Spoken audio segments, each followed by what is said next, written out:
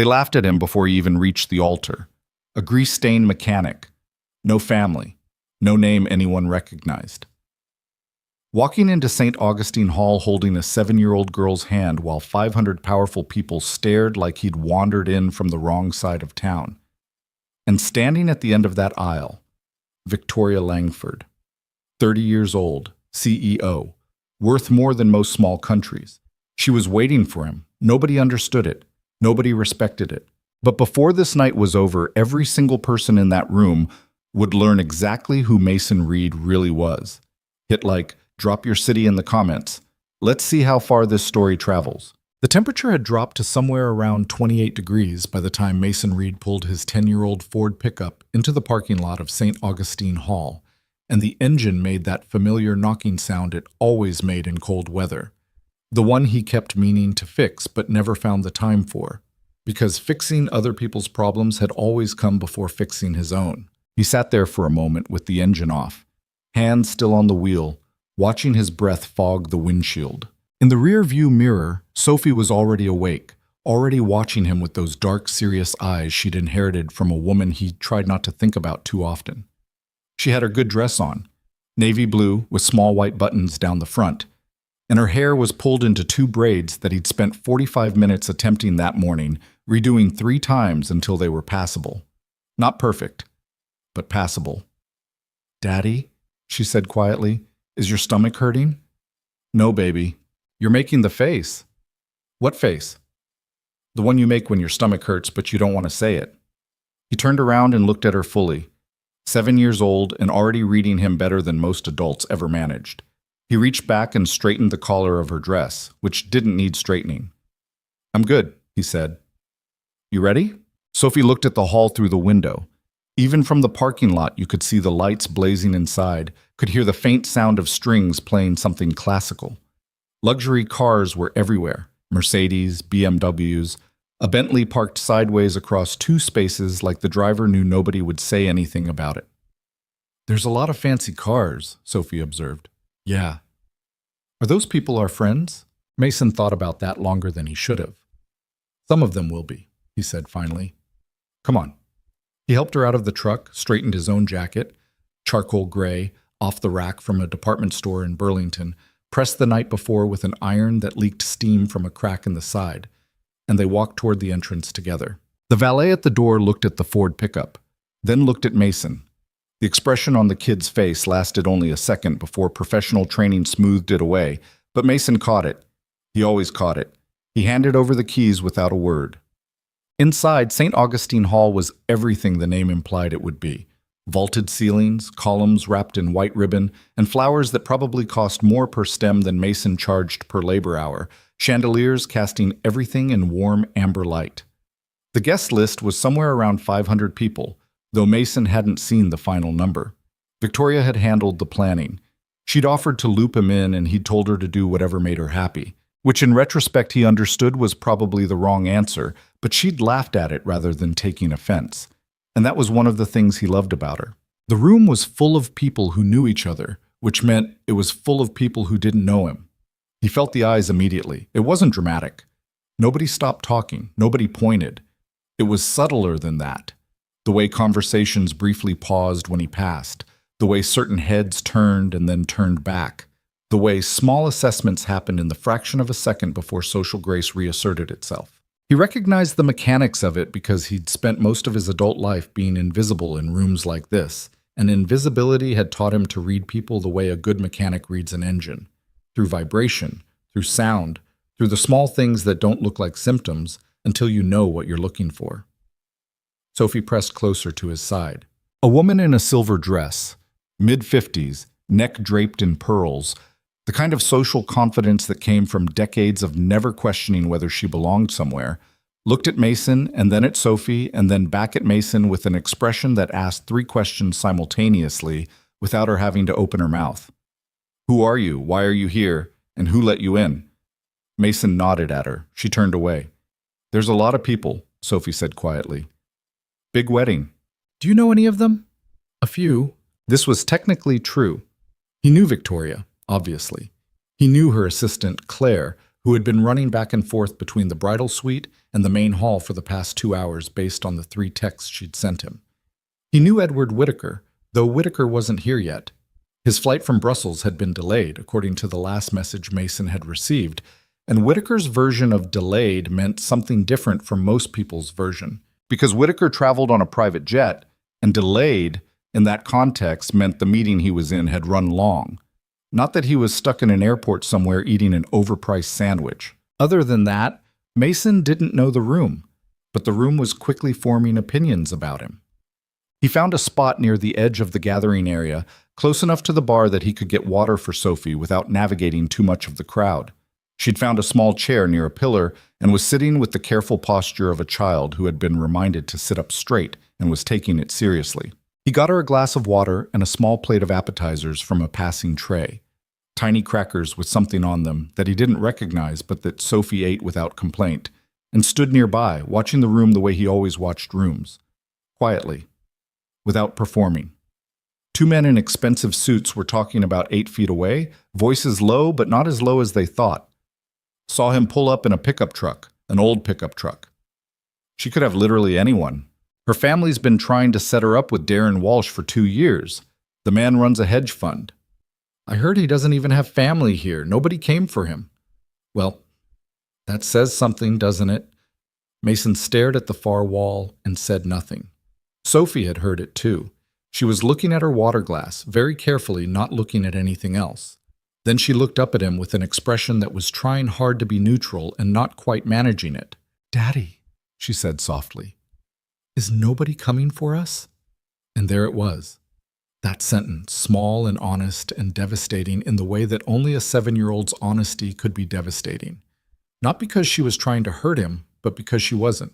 She was just asking. The way children ask things before they learn that some questions are better left unasked. Mason crouched down in front of her so they were at eye level. He didn't look around first to see who was watching. He didn't lower his voice. "What do you think?" he asked. Sophie considered this with the gravity she brought to most things. "I think maybe nobody's coming." "Then what does that mean?" "We'll be alone?"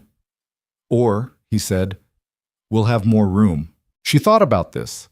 Something in her expression shifted, not fully convinced, but willing to sit with it.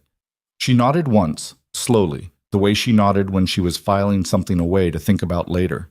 He stood back up. Across the room, he caught a glimpse of Victoria's uncle, Gerald Langford, 63, the kind of man who owned multiple properties and wore that ownership in his posture, looking at Mason with the careful, studied attention of someone building a case. Gerald had never liked this engagement.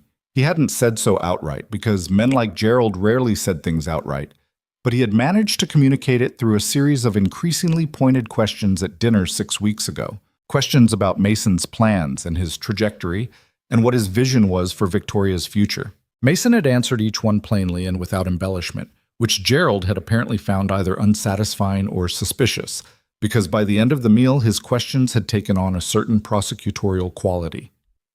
Now Gerald was talking to a man Mason didn't recognize, and the angle of his body and the direction of his gaze made the subject of the conversation fairly clear. Mason picked up Sophie's empty plate and went to find a trash can. The bridal suite was on the 2nd floor of the hall, at the end of a corridor lined with framed photographs of other people's weddings, other people's best days, all of them smiling with the particular brightness of moments that had been planned for months and now had finally arrived. Claire met him at the door. She was 28, efficient in the way of someone who had spent years being the most organized person in any given room, and she looked at Mason with the focused energy of someone managing 17 things at once. "She wants to see you," Claire said. "I know it's technically bad luck or whatever, but she specifically said." "It's fine," Mason said. "Sophie, stay with Claire for a minute." Sophie looked up at Claire with the frank assessment of a child deciding whether an adult was trustworthy. Claire passed, apparently. Sophie took her hand without argument. Mason knocked once and went in. Victoria was standing at the window with her back to the door, and when she turned around he stopped moving for just a second, which he hadn't expected.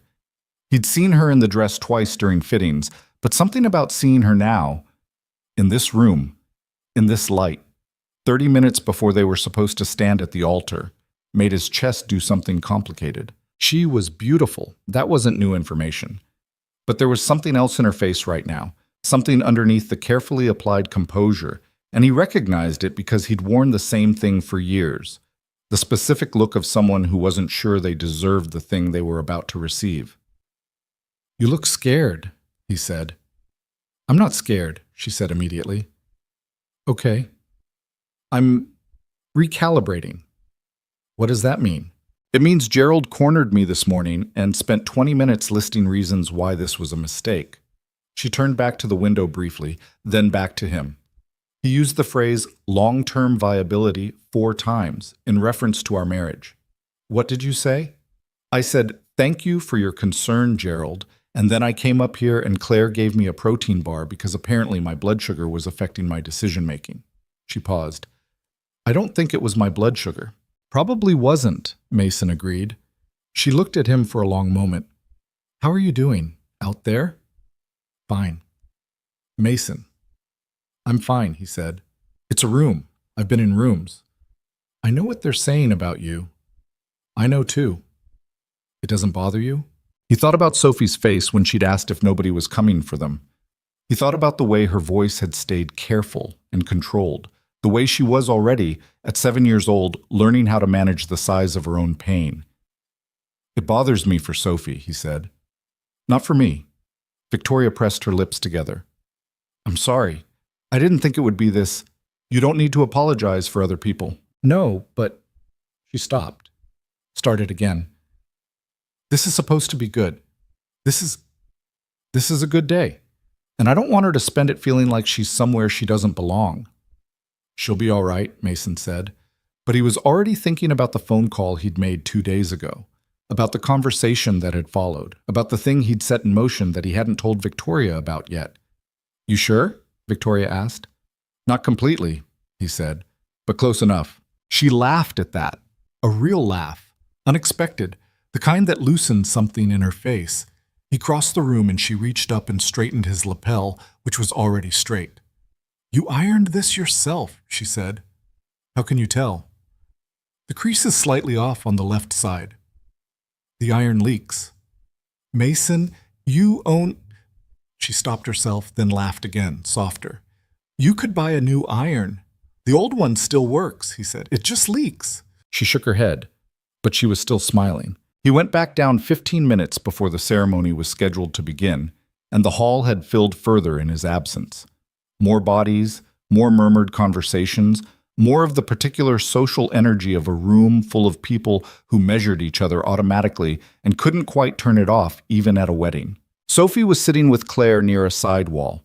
She'd eaten another cracker and was watching the room with an expression Mason recognized as careful observation.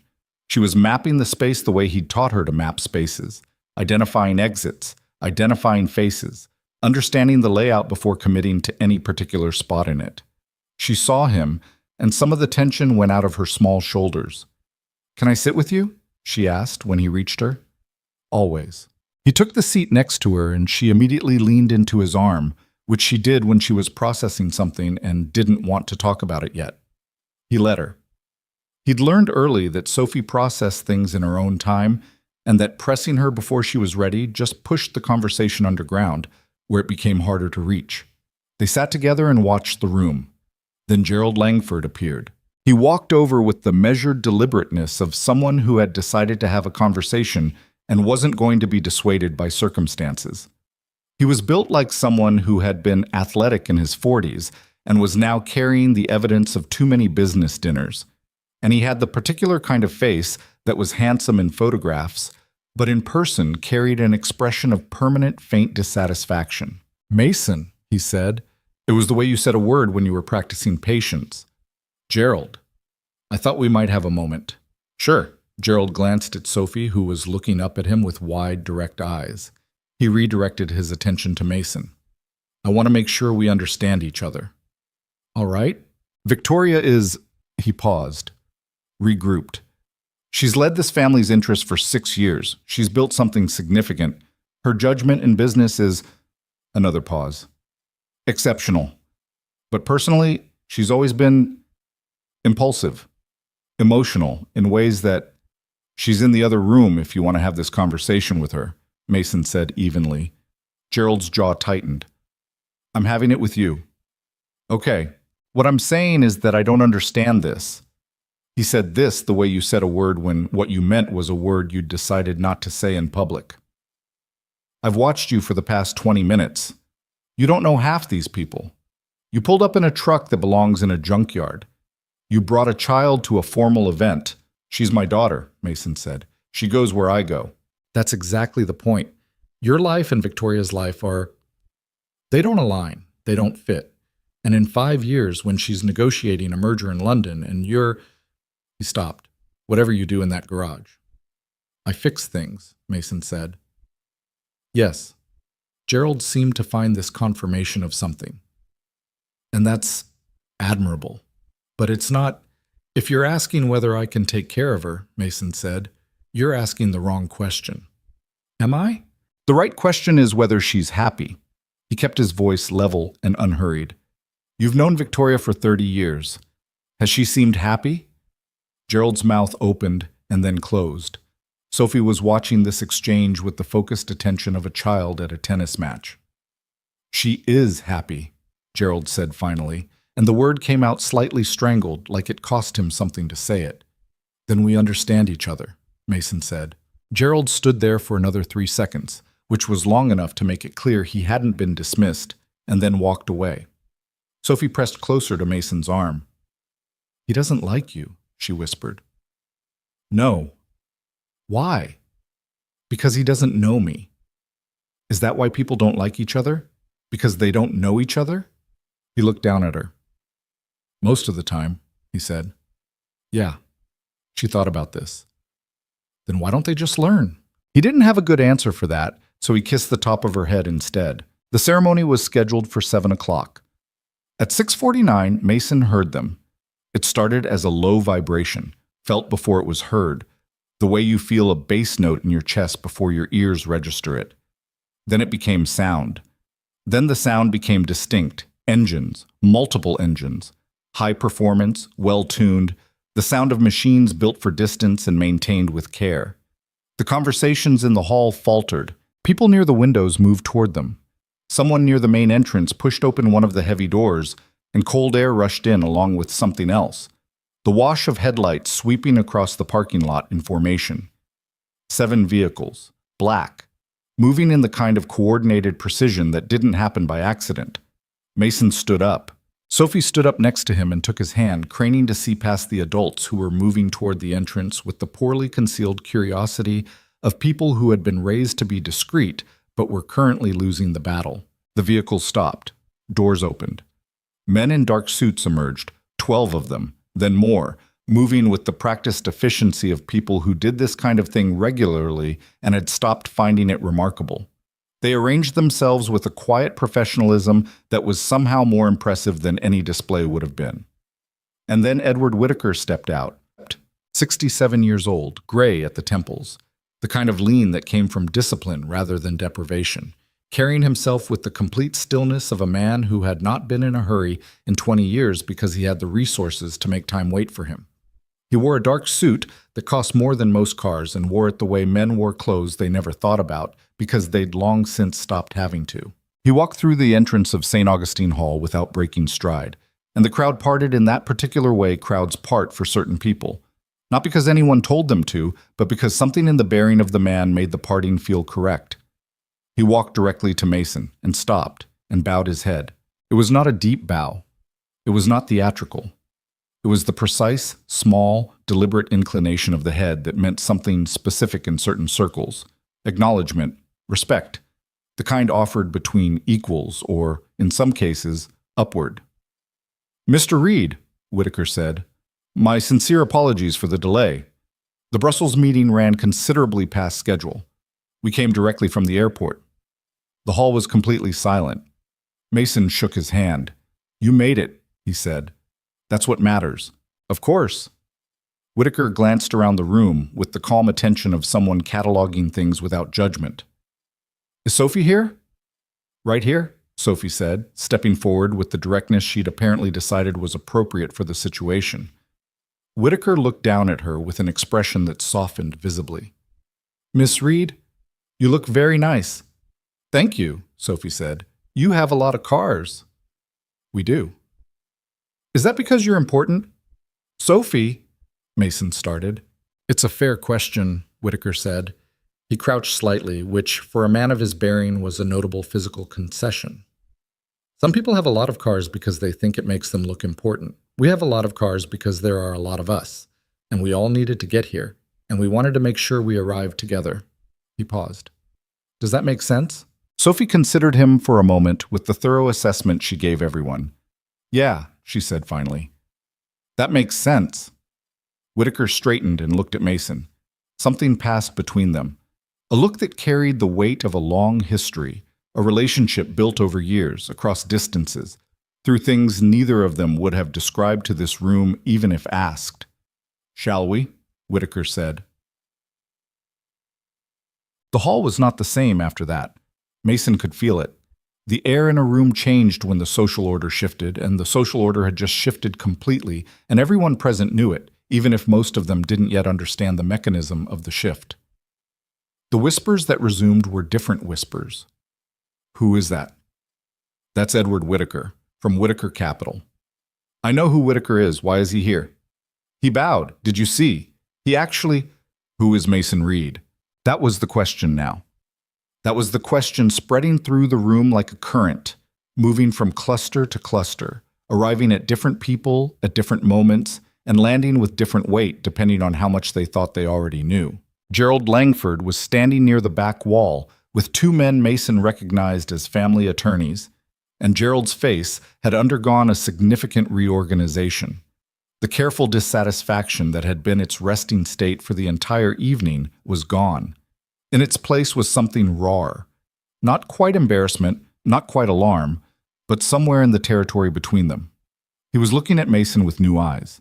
Mason didn't look back. Sophie tugged his sleeve. Daddy, she said quietly, those people are looking at you different now. I know. Why? Because Mr. Whitaker came. Did you tell him to come? He looked down at her. I asked him, he said. 2 days ago. I called and asked if he'd come. Why? He was quiet for a moment. Around them, the hall continued its recalibration. 500 people simultaneously revising their understanding of the man who had arrived in a 10-year-old pickup truck with a little girl in navy blue. Because you asked me if anybody was coming for us, he said, and I realized I hadn't thought about it from your side. Sophie stared at him. You did it for me? You're 7, he said. You shouldn't have to worry about whether people think we matter. She was quiet for a long moment. She looked at the room, at the people, at Whitaker's people taking their seats with smooth efficiency, at Gerald Langford's reconfigured expression, and then she looked back at her father. Do we matter? She asked. We've always mattered, he said. The room just didn't know it. 10 minutes before the ceremony was to begin, Mason stepped out through a side door into the garden that ran along the east wall of the hall. He needed 3 minutes of quiet, which he'd learned to take whenever he could find them, rather than waiting for a better time. The garden was narrow and lit with strings of small, warm lights wound through the bare branches of trees that would be beautiful in spring, but were currently beautiful in a different way. Stark and clear against the dark sky, stripped of everything unnecessary. He stood there breathing cold air and not thinking about much. The door opened behind him. Victoria came out still in her dress, which was either brave or reckless given the temperature, and she wrapped her arms around herself against the cold and stood next to him without saying anything for a moment. Your uncle's face, she said finally. I know. I genuinely thought he was going to cry. He wasn't going to cry. He looked like he was going to cry. She paused. Why didn't you tell me? About Whitaker? About any of it? Mason looked at the string lights. They swayed slightly in a wind that was too cold for the occasion. I was going to tell you everything after tonight, he said. I had it planned. I had a whole... He stopped. There was a plan. And the plan was to wait until after you married me? The plan was to wait until I was sure. Sure of what? He turned to look at her. She was watching him with an expression that was not angry. She'd passed through anger somewhere in the past 10 minutes and arrived at something more complicated, something that required more categories than anger. When my wife died, he started, and he saw her face change at the word. She always changed slightly at that word. Not with jealousy, he didn't think, but with something more like recognition, like the word landed in a place she understood. I had everything. I had an empire. I had Whitaker and 12 other people who called me Mr. Reed and moved when I walked into rooms. And you left. I went to Millhaven and I started fixing cars, and I rented the apartment above the garage, and I put Sophie in school there. He paused. And for 3 years, nobody knew. Nobody showed up with their head inclined. Nobody called me Mr. Reed. I was just the guy at the garage. And? She said. And I needed to know if you wanted the guy at the garage, he said. Not the empire, not the thing behind it. The man who actually shows up every day, who takes his kid to school in a truck with a bad knock in the engine, who irons his own jacket with an iron that leaks. Victoria was quiet. Because if you only wanted me once you knew, he said, then you didn't really want me. She breathed out slowly, her breath fogged in the cold air. That's either the most thoughtful thing anyone's ever done for me, she said, or it's completely insane. Probably both. Probably. She looked at the bare branches overhead. And what were you going to do if Whitaker hadn't showed up tonight? If none of them came? They were coming, I asked. But if they hadn't? He thought about it. Nothing, he said. We'd have gotten married anyway. I'd have told you everything, and it would have been fine. Because you didn't need them there. No, but Sophie did. He didn't answer. He didn't need to. She reached over and took his hand, which was cold because he hadn't thought to bring a jacket out here. She was cold too. Neither of them moved toward the door. Mason, she said, I want you to know something. Okay, I knew, she said. Not the specifics, not the scale, but I knew there was more. I'm not naive. I run companies. I've sat across from powerful men for 6 years, and I know how they hold themselves, even when they're trying not to. She squeezed his hand. I knew you were more than you were telling me, and I chose you anyway, the version you were showing me. He looked at her. I just needed you to know that, she said. The Empire doesn't change it, but I didn't want you thinking I was blindsided. Are you saying you're smarter than I thought? I'm saying I've always been smarter than you thought. He almost laughed. The cold, the string lights, the bare branches, and 500 people on the other side of a brick wall waiting for them. All of it felt suddenly and precisely right in the way that very few moments in a life ever felt right. Not perfect. The iron still leaked. The truck still knocked. Sophie's braids were slightly uneven, and his left lapel crease was off, and somewhere inside there was a room full of people who had spent the better part of an hour deciding what kind of man he was. But this was real. This moment was real. We should go in, he said. We should, she agreed. Neither of them moved for another 10 seconds. Then the side door opened and Sophie's head appeared in the gap, her braids slightly disheveled from what looked like an encounter with the back of a chair. They're waiting, she announced. Claire said it's impolite to make people wait, but she said it nicer than that. What did she actually say? Victoria asked. She said, they're ready whenever you are, but she meant hurry up. Victoria laughed. Fully, without calculation, the kind of laugh that had nothing to do with how it sounded. She let go of Mason's hand and took Sophie's instead, and Sophie let her, which was not nothing.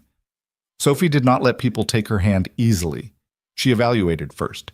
She had evaluated for 3 months before she stopped flinching when Victoria reached for her, and then one afternoon she'd simply reached for Victoria first, and neither of them had mentioned it, and that had been that. The 3 of them went inside. The hall was quiet when they appeared. Not the silence of ceremony, not yet, but the particular held-breath silence of 500 people who understood that something was about to start. The string quartet shifted. The lights adjusted slightly. Someone near the front coughed once and then was silent. Mason walked toward the altar. Sophie walked with him, her hand in his, her braids slightly undone, her chin lifted in that particular way she had when she was making sure people could see her face. He had not told her to do that. She had figured it out herself. The room watched them. And this time, the watching felt different. The altar at St. Augustine Hall was simple by the standards of the room. White flowers, 2 candles, a short wooden railing that had seen decades of other people's promises. The officiant was a judge named Harlan Burke, who Victoria had known for 12 years and trusted to keep the ceremony clean and direct without unnecessary ceremony within the ceremony, which was the kind of thing Victoria cared about, and most people wouldn't have thought to specify. Mason stood at the front and watched her walk toward him and tried to hold the moment without squeezing it too hard. She walked alone. She had told her family she preferred it that way, and the family had registered their objections through the usual channels. Pointed silences, a conversation with Claire that Claire had diplomatically summarized as, they had some feelings about it. But Victoria had not changed her mind, because Victoria rarely changed her mind once it had been made. That was one of the things Gerald frequently cited as both her greatest professional asset and her most persistent personal problem, depending on which conversation you were having with him. Sophie stood at Mason's left side. She had appointed herself to this position without being asked, simply moving there when they reached the front and inserting herself with the quiet certainty of someone who had decided where they belonged and was not entertaining alternate configurations. Judge Burke had looked at her briefly, and then looked at Mason, and Mason had given the smallest possible shrug, and Burke had nodded and proceeded. The string quartet finished something soft and slow. Victoria reached the altar. She looked at Mason, and he looked at her, and neither of them said anything for a second, which lasted longer than a second, in the particular way that certain seconds do. "You made it outside," she said quietly, low enough that only he caught it. "You made it back in," he said. Sophie made a small sound that might have been impatience. Burke cleared his throat gently, and the ceremony began. The room settled. 500 people who had spent the last 40 minutes recalibrating their understanding of the evening. Who this man was, what those cars meant, why Edward Whittaker had walked across that room and bowed his head, now found themselves doing something they possibly hadn't planned on doing when they arrived. Paying attention. Real attention. The kind you paid when you understood that something was actually happening rather than simply being performed. Mason wasn't watching the room. He'd stopped watching the room the moment Victoria appeared at the end of the aisle. He had a tendency in high-stakes situations to scan for threats. Years of operating in high-pressure environments had built that reflex into him, and it took active effort to turn it off. But somewhere between the garden and the altar, the effort had become unnecessary, and he'd let it go, and now he was just looking at her. She was nervous. He could see it in the way she held her flowers, too tightly, the stems slightly bent from the pressure of her grip, and in the small muscle working in her jaw that appeared when she was managing something she didn't want to show. He recognized these signs because he'd learned them over 18 months of paying the kind of close attention to a person that you paid when you understood that people showed you who they were in the small things, not the large ones. And the large ones only mattered if you'd already learned to read the small ones correctly. Burke spoke about commitment. He spoke about the nature of partnership. He used the word covenant once, which Mason thought was technically in the job description, but landed slightly heavy. Sophie shifted her weight from one foot to the other. Mason reached down without looking and steadied her shoulder, and she stilled. Then Burke said, "The couple has prepared their own vows," and Mason felt Victoria's grip on the flowers tighten another degree. She went first. She had not shown him what she'd written. He'd known she was writing something. He'd seen her at the kitchen table in her apartment 3 weeks ago, late at night, with a notepad and a glass of wine, and the particular focused frown she wore when she was fighting with language, trying to get it to do exactly what she needed it to do. He'd brought her water and gone to bed and not asked. She pulled a folded piece of paper from somewhere Mason hadn't noticed and held it for a moment before looking up at him. "I almost didn't write this down," she said. Her voice was steady. "I spent a week trying to memorize it because I thought having paper would make it seem like I wasn't sure, like I needed a safety net." She paused. "And then I realized that needing a safety net doesn't mean you're not sure. It means you're honest about how things can go." Someone near the front of the room shifted. A chair scraped softly against the floor. "I've run companies since I was 24, Victoria continued. I've sat across tables from people who were trying to take things from me, and I've held my ground, and I've won most of those rooms. I know how to read people. I know how to read situations." She looked down at the paper for a moment, then back up. "I did not know how to read Mason." A small ripple of something moved through the assembled guests. Not laughter, something softer than laughter. "He doesn't perform," she said. He doesn't manage how he comes across. He just is. And I had spent so many years in rooms full of people performing that I had forgotten there was another way to be. She stopped. Her throat moved. The first time I brought him to a business dinner, he disagreed with my CFO in front of 12 people, and he did it quietly and without any drama, and he was right, and he never mentioned it again, and I drove home that night thinking, who is this man? In the third row, Mason saw one of Victoria's cousins, a young woman named Deanna, who had been among the louder voices in the pre-ceremony whisper network, sitting with her arms crossed and her face doing something complicated. The arms were still crossed. The face had stopped being complicated and become something more like attentive. Mason listens before he speaks, Victoria said. He listens the way most people don't, not waiting for his turn, actually listening. And that changed how I listened, and that changed me. She folded the paper. I promised to stay. Not just physically. I promised to keep showing up in the actual, daily, unglamorous sense of the word. I promise to be honest even when honesty is inconvenient for me. And I promise to keep learning how to be someone who deserves the way you pay attention. She stopped. Her eyes were bright, but she didn't cry, which Mason had the sense she'd worked for. He exhaled slowly. Burke nodded at him. Mason did not have paper. He had considered it and decided against it. Not because he was confident he'd remember everything, but because the things he needed to say were the kinds of things that either came out right when you looked at a person directly or didn't come out right at all, and writing them down first felt like trying to cheat the process. He looked at Victoria. I disappeared once, he said. When my wife died and Sophie was 4 months old, I took everything I had built, and I walked away from it, and I drove to a town I'd never been to before, and I rented a room above a garage. He heard the room adjust around him, the slight intake of collective breath that came from information arriving without warning. I wasn't depressed. I wasn't broken, exactly. I just needed to find out if I was still a person when you removed everything that made people treat me like I was important.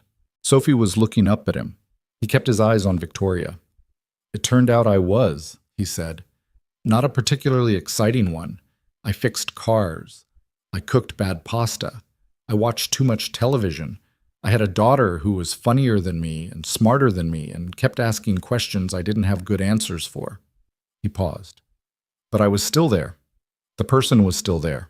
He heard something behind him, a quiet, involuntary sound, and thought it might have been Whitaker, which would have been something, because in 20 years he had never heard Whitaker make an involuntary sound. I promised myself I wouldn't disappear again, Mason said. Not from a life. Not from a person. Not when things get hard. Not when the work stops being interesting. Not when I'm tired or angry or confused about what I'm supposed to be doing. He stopped. I'm promising you that now. I'll stay in the room even when the room is difficult. I'll tell you when I'm struggling instead of going quiet. I'll be here, specifically, concretely, in the daily way, because that's what I failed to do before, and I know what it costs. He hadn't planned the next part. It came out anyway. And Sophie, he said, looking down at her. She looked up at him with an expression of complete attention. I promise you the same thing, he said. Even more. Sophie nodded once, slowly, like they had just completed a negotiation that had been ongoing for 7 years. The applause began without anyone seeming to decide to start it. It came from several places at once, and then it spread. And then it was general and sustained, and somewhere in the middle of it, Sophie stepped forward and took both their hands at once, standing between them facing the room with a composure that was either theatrical or entirely genuine, and with Sophie was probably both. Judge Burke, who had performed over 300 ceremonies in 20 years and had seen most categories of wedding moment, looked at the three of them and said nothing for a beat, and then said, well, in a tone that didn't require elaboration, and then proceeded with the legal elements of the ceremony, which were brief and correct and sufficient. When Burke said the words that ended one part of the evening and began another, Mason kissed Victoria, and Sophie immediately said, finally, in a voice that was not as quiet as she apparently thought it was, and the laughter that came from that broke whatever remaining formality the room had been holding on to. The ceremony was over. The reception began, and the room, which had entered the evening as one kind of place, was now unmistakably another kind of place altogether. It was the table assignments that went first. The seating plan that Victoria's mother had spent 3 weeks perfecting, a careful architecture of social relationships and family politics, and careful distances between people who should not be adjacent to each other. Dissolved within 20 minutes of the reception starting, because the calculus that had produced it was based on a version of the evening that no longer existed. People moved. They found reasons to cross the room. Victoria's business colleagues, who had been placed in the outer ring of tables with the polite distance accorded to professional rather than personal relationships, were suddenly interesting to family members who had never shown curiosity about Victoria's work before. And Whitaker's people? 12 men and women who had flown in from Brussels and arrived in formation and now sat at 2 tables near the east wall with the easy comfort of people accustomed to new rooms, became the gravitational center of a social realignment that no seating chart had anticipated. Mason watched this from a position near the bar where he was drinking water and eating something from a small plate that he couldn't identify, but that tasted like it cost considerably more than anything he'd eaten in the past year. Whitaker appeared beside him with the quiet arrival of someone who had spent decades moving through rooms without creating disturbance. "The lamb," Whitaker said, nodding at Mason's plate. "Is that what this is?" "Rack of lamb with a rosemary reduction. I had the same thing. It's very good." Mason ate another piece. "How was Brussels?" "Tedious? Productive. The two are not mutually exclusive." Whitaker held a glass of something amber that he wasn't drinking so much as carrying. "You should know that 3 of the people in this room recognized me and have spent the last 20 minutes quietly attempting to determine what my presence here indicates about your financial position." "I know. 2 of them are Victoria's family." "I know that too." Whitaker turned slightly to survey the room with the patient thoroughness of someone who had spent a career reading rooms and had never lost the habit. "Her uncle is currently experiencing what I would characterize as a significant recalibration." Mason looked.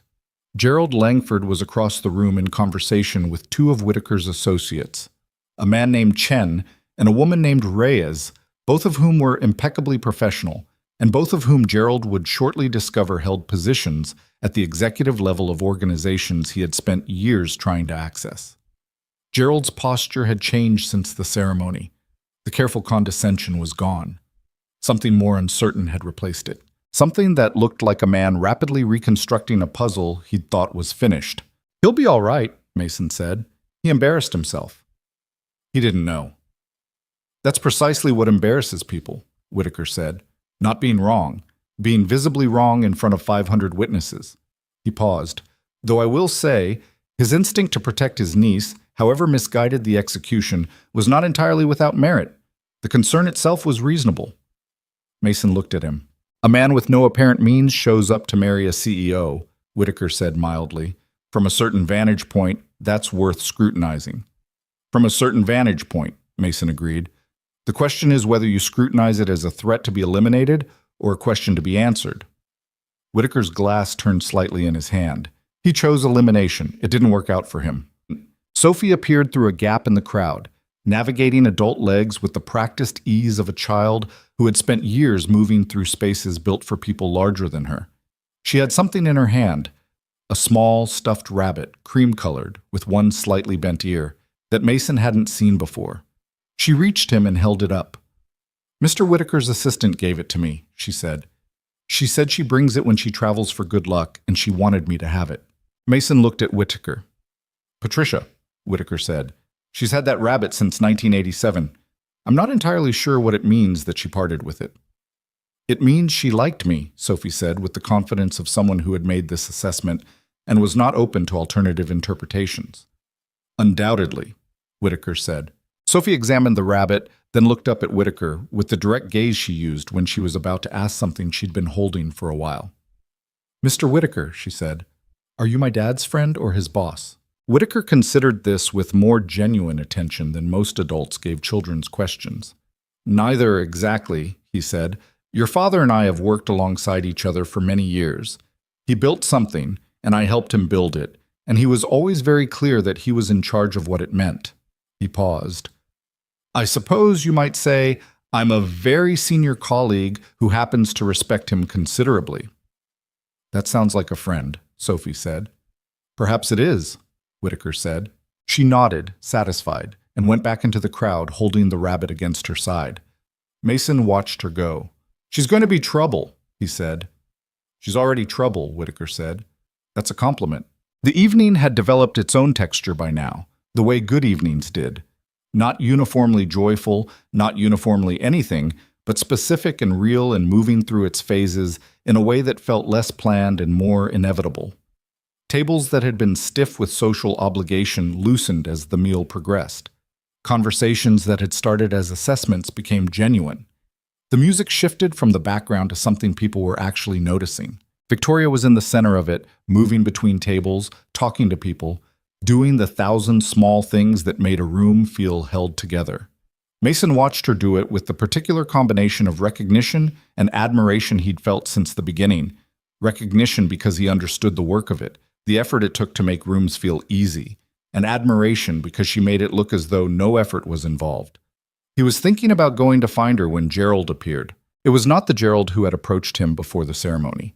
That Gerald had been armored, deliberate, operating from a position of social confidence that he thought was unassailable. This Gerald was something different. His tie was slightly loosened. His face carried the specific expression of a man who had been very publicly wrong and was working through what to do with that. He stopped in front of Mason without preamble. "I owe you an apology," Gerald said. Mason waited. "What I said before the ceremony was—" Gerald stopped. He was not a man who apologized easily, Mason could tell, not because he lacked conscience, but because apologizing required admitting the limits of his judgment, and his judgment was the thing he'd built most of his life on. "It was unfair. I made assumptions." "You did," Mason said. Gerald looked briefly startled. He'd apparently expected more of a softening. "I judged you by what I saw," he said, which was exactly what I intended you to see, Mason said. Gerald stopped. "I live the way I live because I chose it," Mason said. "The truck is real. The garage is real. The apartment above it is real. I'm not performing a life, I'm living it. The rest of it exists, and it funds some things. And I take calls when I need to, but it doesn't define the day." He paused. "You saw a man who fixed cars and thought you understood the situation. The mistake wasn't the seeing, it was the thinking you understood." Gerald was quiet for a long moment. Around them, the reception moved and murmured. "You're not going to make this easy," Gerald said. Not accusatory. Almost, Mason thought, respectful. "You came over," Mason said. "That took something. I'm not ignoring that." "It's 30 years too late for me to start being cowardly," Gerald said, and it came out like something he'd said to himself before, like a principle he'd developed from a specific incident and held on to. "Can I ask you something?" "Sure." "Why stay in Mill Haven? Why the garage? You could—" He gestured vaguely at the room, at the evening, at the implication of everything the evening had revealed. "You could do anything." "I am doing something," Mason said. "I'm raising a kid in a place where she knows the neighbors' names. I'm fixing machines for people who need them fixed. I'm being around." He looked at the table nearest them, where two of Whitaker's associates were talking with a pair of Victoria's cousins who had looked bored 2 hours ago and were now leaning forward. "Power's interesting until it isn't. Watching your kid figure out how the world works, that doesn't stop being interesting." Gerald processed this. "Victoria's going to keep running the company," he said. Not a question. "Of course she is." "And you'll—" "Be at the garage," Mason said. "Take calls when I need to. Fly somewhere when something actually requires it. Come home." He looked at Gerald directly. Whatever home ends up meaning, with two people who both have work they care about, and a kid who asks better questions than most adults. Gerald was quiet. Then he put out his hand. Mason shook it. It wasn't forgiveness exactly, because forgiveness implied a wound deep enough to require it, and Mason didn't operate that way. He had learned too early that carrying grievances was expensive, and the return on the investment was poor. But it was something, an acknowledgement, a small door that hadn't been opened before, and was now, slightly, ajar. Gerald walked away. Mason finished his water. He was setting down the glass when he felt a hand on his arm and turned to find Deanna, the cousin from the third row, the one whose arms had been crossed and whose face had been complicated, standing there with 2 glasses of champagne, one of which she held out to him. "I don't drink at events," he said. Thank you, though. She lowered the second glass. She was in her early 30s, dark hair, an expression that was still working through something. I was one of the ones talking before the ceremony, she said. I want you to know I'm not usually… She stopped. I was unkind. To someone I didn't know. That's not… I don't love that about myself. Mason looked at her. She met his eyes without flinching, which he respected. Sophie heard some of it, he said. Not to punish, just accurate. Deanna closed her eyes for a moment. I know. I saw her face. She opened them. I'm sorry. To you, and I'd like to apologize to her too if that's something that would be okay. It would probably be good for both of you, he said. She nodded and went to find Sophie, and Mason watched her go and thought that rooms were strange things. You filled them with people and assumptions and social hierarchies, and then something happened that broke the hierarchy, and suddenly you could see the people underneath. And sometimes the people underneath were actually worth knowing. Not always, but sometimes. The music shifted again, something with more movement in it, and the floor that had been empty began to fill. Victoria found him by the garden door. She had changed shoes. He noticed because she'd been in heels at the ceremony, and now she was in something flat, which meant her feet had made a practical argument she'd decided to listen to, which was one of the things he appreciated about her, the willingness to abandon a position when reality made a better case. How are you holding up? She asked. I'm fine. You always say that. It's usually true. She looked at the room. Gerald talked to you. He did. And? We shook hands. She seemed to weigh this. That's more than I expected. He's not a bad man, Mason said. He just operated on incomplete information. Most of what he said to me this morning was… She exhaled. He used the word trajectory 5 times, as though my life is a projectile. To be fair, Mason said, you do move fast. She gave him a look that was trying not to be a smile and not entirely succeeding. I'm serious. I know. He turned slightly toward her. He loves you. He's got the wrong model for how to show it, but the material is real. She considered this for a long moment, in the way she considered things she disagreed with but couldn't fully refute. You're more generous than he deserves tonight. Tonight's expensive, Mason said. Might as well spend it well. She laughed. Short, surprised, real. Then she reached out and fixed his lapel again. The left side, the same one she'd fixed before the ceremony, and her fingers stayed there a moment after the lapel was fixed. I need to tell you something, she said. Okay. Before tonight, I had a plan. She kept her voice low, even though the music covered most conversation. For how things would work. Logistically. The company, the travel, the… She stopped. I had a structure, a very detailed structure. I know you had a structure, Mason said. You have structures for everything. Yes. Well. She pressed her lips together. Some of it involved assumptions about what your life looked like, the scope of it. And some of those assumptions are going to need… We'll figure it out, he said. It's not simple. No. There are going to be decisions that… Victoria, he said it quietly. We'll figure it out. That's what the next 50 years is for. She looked at him. Something in her face settled. Not resolved, not simplified, but settled, the way a complicated equation settled when you stopped trying to eliminate variables and started working with them. 50 years is a long time, she said. It'll go fast, he said. They always say that. I'm starting to believe it. Across the room, Sophie was dancing with Deanna in the way that 7-year-olds danced, with complete physical commitment and zero self-consciousness, arms going in directions arms didn't usually go, the stuffed rabbit tucked under one arm and refusing to be put down. Deanna was laughing. Sophie was laughing too. The real laugh that Mason knew from the garage and the apartment and Saturday mornings when she'd come into the kitchen and catch him doing something ridiculous. The laugh that took her whole face. He watched his daughter laugh with a stranger who had been unkind and then been honest about it, and he thought that was maybe the best thing a room full of people could offer. Not the absence of mistakes, but the possibility of something after them. The night was getting late. People were beginning the slow gravitational drift toward departure that marked the end of gatherings. Coats retrieved, farewells extended, cars called. The music had shifted to something slower, and the floor had thinned to the couples who weren't ready to let the evening go yet. Whitaker found him one more time near the exit corridor, coat already on, Patricia, his assistant, waiting a respectful distance behind him with a phone in her hand that she was very deliberately not looking at. "We're heading to the hotel," Whitaker said. "We fly back in the morning." "Thank you for coming," Mason said. "You asked," Whitaker said simply, as though that were the entire explanation, which perhaps it was. They stood together for a moment in the particular silence of two people who had known each other across years and difficult circumstances and had arrived at a way of existing around each other that required very little maintenance. "She's remarkable," Whitaker said. "I know. And formidable."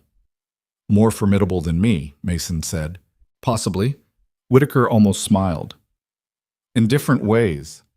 He looked toward the hall where Victoria was saying a long goodbye to someone's grandmother with a patience that looked genuine. "She'll fight with you," he said. "She fights with everyone. The question is whether she fights honestly." "She does," Mason said. "Then you'll be fine." He paused. "Not easy, but fine."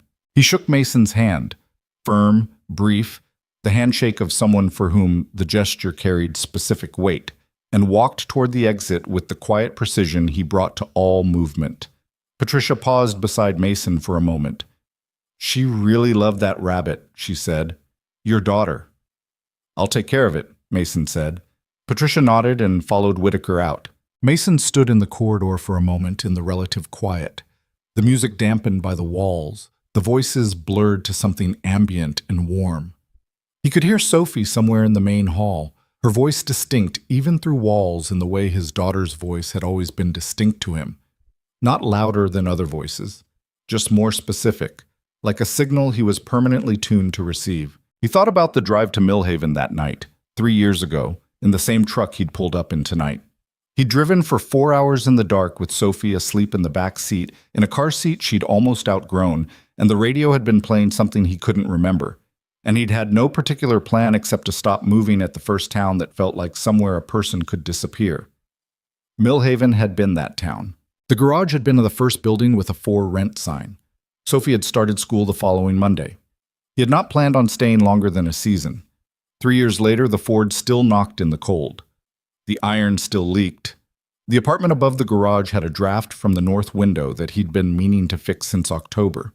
And now he was standing in a wedding venue in a charcoal suit that was slightly wrong in one place, listening to his daughter's voice through the wall, waiting to drive his wife home. None of it was what he'd planned. Most of it was better. He went back into the hall. Sophie fell asleep somewhere on Route 9, about 12 miles outside Millhaven, with the cream rabbit tucked under her chin and her cheek pressed against the window in a way that was going to leave a mark. Mason watched her in the rear-view mirror at a red light, the slow rise and fall of her breathing, the slight part of her lips, the braids he'd done that morning now mostly undone, and felt the particular ache of watching a child sleep after a hard day. Not a bad day, just a day that had asked more of her than most. Victoria was in the passenger seat with her heels off and her feet tucked under her, which was something she did when she was tired in a way she didn't want to admit. She had her head against the window and was watching the dark fields pass outside, and she'd been quiet for about 10 minutes, which Mason had learned to read as the specific quiet of someone processing rather than withdrawing. The heat in the truck was unreliable. It worked on the driver's side and was approximately 50% effective on the passenger side. So Mason had given Victoria his jacket somewhere around mile 8, and she was wearing it over her dress now, which should have looked wrong, and somehow didn't. "She danced for almost 2 hours, Victoria said finally, without turning from the window. "I know. I didn't know she could dance." "She can't, technically," Mason said. "She just doesn't know that yet." Victoria smiled at the window. "Is that going to be a problem?" "For who?" "For her, when she figures it out." "She'll figure out she doesn't dance the way people expect, and then she'll decide she doesn't care," Mason said. "That's how she handles most things." Victoria turned to look at him.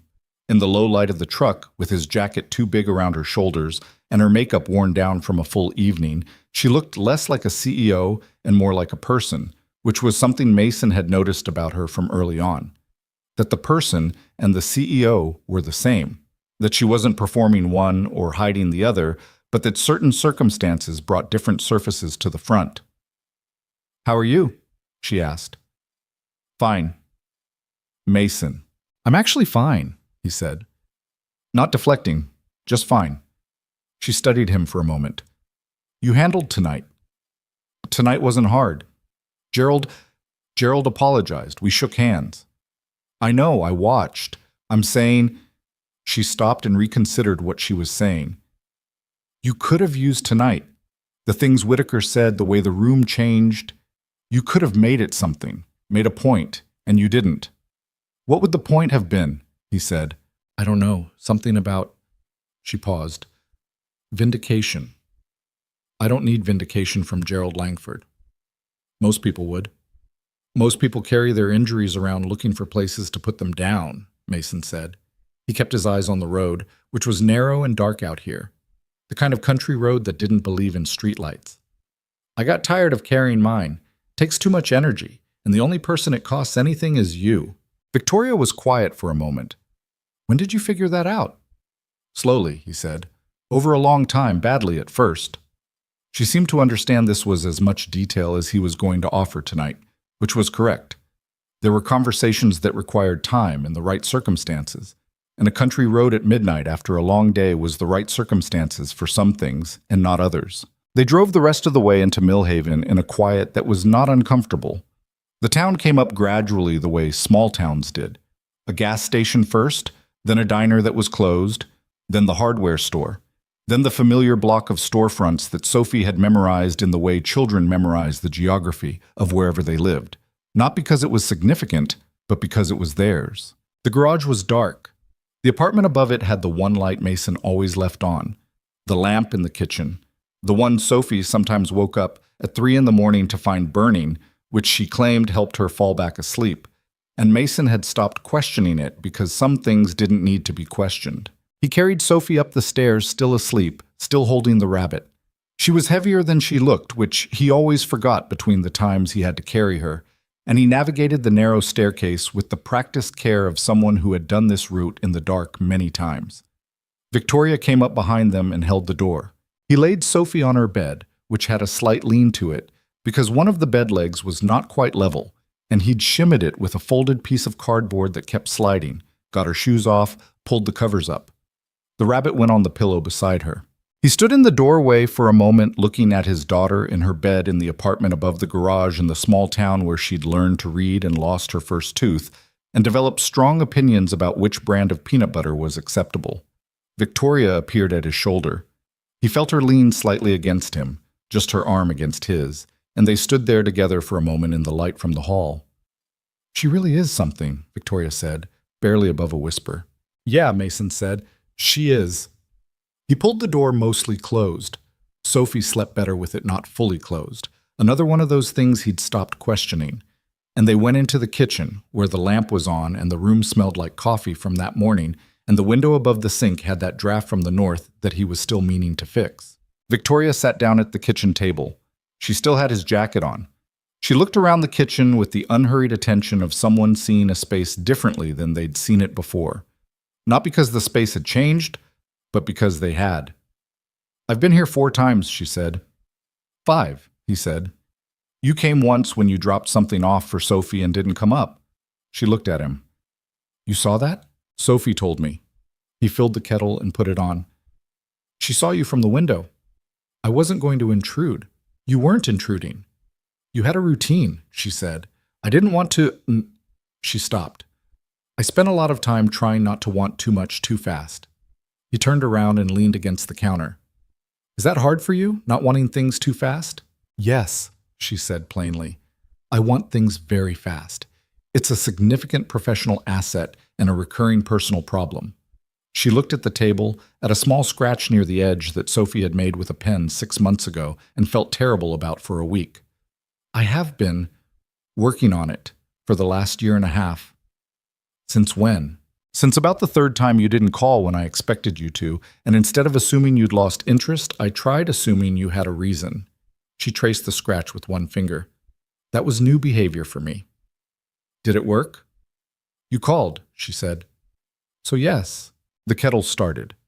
He made tea, not coffee, because coffee at this hour was going to be a problem for both of them. And one of the small ways he'd learned to take care of himself in recent years was being practical about sleep. He set a mug in front of her and sat down across the table with his own. "Tell me something," she said. "What?" "What it was actually like the first year here." He wrapped his hands around the mug. Outside, a car passed on the street below, headlights sweeping briefly across the kitchen ceiling, and then it was quiet again. "Quiet," he said. "It was very quiet. Coming from the life I'd had, the offices, the calls, the constant, it was like stepping into a room where someone had turned the volume off." He paused. "Sophie was 4 months old. She didn't sleep. She cried at 2 and 4 and 6 in the morning for the first 3 months, and then she started sleeping through, and I almost woke her up because the silence scared me." Victoria was listening in that way she listened, completely, without filling gaps. "I didn't know how to be slow," he said. "Everything I'd built had been built fast, with urgency, because in those circles there's always someone moving faster than you, and standing still is the same as going backward. And suddenly I was in Millhaven, and the garage opened at 8 and closed at 5, and nobody called me after hours, and nobody needed a decision by morning." He looked at the table. "It took about 4 months before I stopped checking my phone every 20 minutes. 6 months before I stopped waking up at 5 expecting something." "And Sophie?" "Sophie normalized everything," he said. "Children do that. She didn't know that her life was supposed to be different. The garage was just where we lived. The guys at the shop were just the guys at the shop. The park down the street was just the park." He paused. "She gave me something to organize a day around that had nothing to do with money or decisions or quarterly anything. She needed lunch. She needed a bath. She needed someone to read to her badly enough to make it clear when I was reading in the wrong voice." "What's the wrong voice?" "I do voices when I read," he said. "She had opinions." Victoria smiled. "What kind of opinions?" "She told me my dragon voice sounded like I was trying to clear my throat," he said. "She was 5. She was completely right." Victoria laughed softly, her hands around the mug, the jacket still on her shoulders, the kitchen lamp casting the room in the particular warm yellow that had become familiar to him over 3 years, and was now, he was realizing for the first time tonight, going to need to become familiar to someone else. The thought settled on him with a weight that was not unwelcome but was real. "What are you thinking?" Victoria asked. She'd noticed the shift in his face the way she noticed shifts in faces. She was good at that. Too good sometimes, in the way that perceptive people could be too good at seeing things you weren't ready to share. "That this place is going to need to fit 2 adults, he said, "and I haven't fully worked out what that looks like." She considered this. "I have an apartment," she said, "in the city." "I know. It's 3 times the size of this." "I know that too." I'm not saying we have to move," she said carefully. "I'm saying there are options. Sophie's school is here," he said. "Her friends are here. The Hendersons next door. She goes over there on Wednesday afternoons because Ruth Henderson teaches her to bake, which is something I can't do because I have no patience for the precision of it." He paused. "I'm not moving Sophie. I'm not asking you to. But you have a company in the city. I have a company that I can run from wherever I have a phone and a laptop, and occasionally a boardroom," she said. "I've been running it from a laptop in this kitchen twice. On a Tuesday. Tuesdays are light." He looked at her. She looked back. They were both aware that the conversation they were having was a small version of a much larger conversation, and that the larger conversation was going to take more than one evening and more than one mug of tea, and that the details of it were going to be worked out through a series of smaller conversations and compromises and probably some arguments, because neither of them was the kind of person who agreed easily when they disagreed. "I want to be here," she said. Not plaintively, just directly, the way she said most things. "Not here as a compromise. Not here because it's what you need and I'm adapting. Here because—" She stopped. "I sat in this kitchen on a Tuesday, and I had the most productive 4 hours I'd had in 6 months. The city has a frequency. It's always at a certain pitch, and I didn't know I needed to be somewhere that didn't have that pitch until I was somewhere that didn't." "Millhaven's frequency is pretty low," he said. "Yes," she said. "It's very good." He turned the mug in his hands. The kitchen was quiet except for the draft from the north window, which made a faint sound against the frame that he'd never quite gotten used to and had somehow also never quite fixed. "There's a house," he said. She waited. 3 streets over on Alderman. It's been listed for 8 months. The owners moved to Florida, and it sat. It needs work. The kitchen's wrong. The upstairs bathroom has a problem I haven't fully diagnosed yet, and something in the foundation needs attention. He paused. But it has a yard, and Sophie could walk to school, and it's big enough that 2 people with different jobs could both have space to do them. Victoria was very still. "You've been looking at houses. I've driven past it," he said, which is not the same as looking. "Mason. 12 times," he said. "Over the past 4 months. Sometimes Sophie was in the car, and she said it looked like a house that needed someone to want it." Victoria was quiet for a long moment. "She said that?" "More or less. She said it looked sad," which I interpreted as, "No, I understood." Victoria looked at the kitchen window where the draft was. "Can we see it?" "It's listed," he said. "I can call Monday." "I meant—" She glanced at the clock on the wall, which read 12:47. "I meant soon. It's almost 1 in the morning. I know what time it is." He looked at her. She had that expression she got when she'd decided something and was waiting for the logistics to catch up. He had seen that expression in various contexts over 18 months, and had learned that when it appeared, the decision was already made, and the conversation about whether to make it was technically moot. "Sophie's asleep," he said. "The Hendersons are right next door," she said. "Ruth Henderson taught me to bake on a Thursday, by the way. She's a night person. She once texted me at 11:30 about a pie." Mason looked at her for another moment. Then he put down his mug and stood up. They walked 3 streets over in the cold, and Victoria had changed out of her dress into a pair of Mason's sweatpants that were 6 inches too long and a sweater she'd left at the apartment 2 months ago, and she had her coat on over all of it, and she looked nothing like the woman who had walked down the aisle at St. Augustine Hall 6 hours ago and exactly like herself. The house on Alderman was dark and still, with the particular stillness of empty spaces that had been empty for a while, the kind of stillness that became its own presence over time. There was a lockbox on the front door that Mason had the code for. The realtor had given it to him 2 months ago on the understanding that he might want to look sometime, which was the realtor's tactful way of acknowledging the 12 drive-bys without making it awkward. He opened the door and they stood on the threshold, and the smell of the empty house came out to meet them. Wood and cold, and the faint traces of whoever had lived here last. Victoria stepped inside.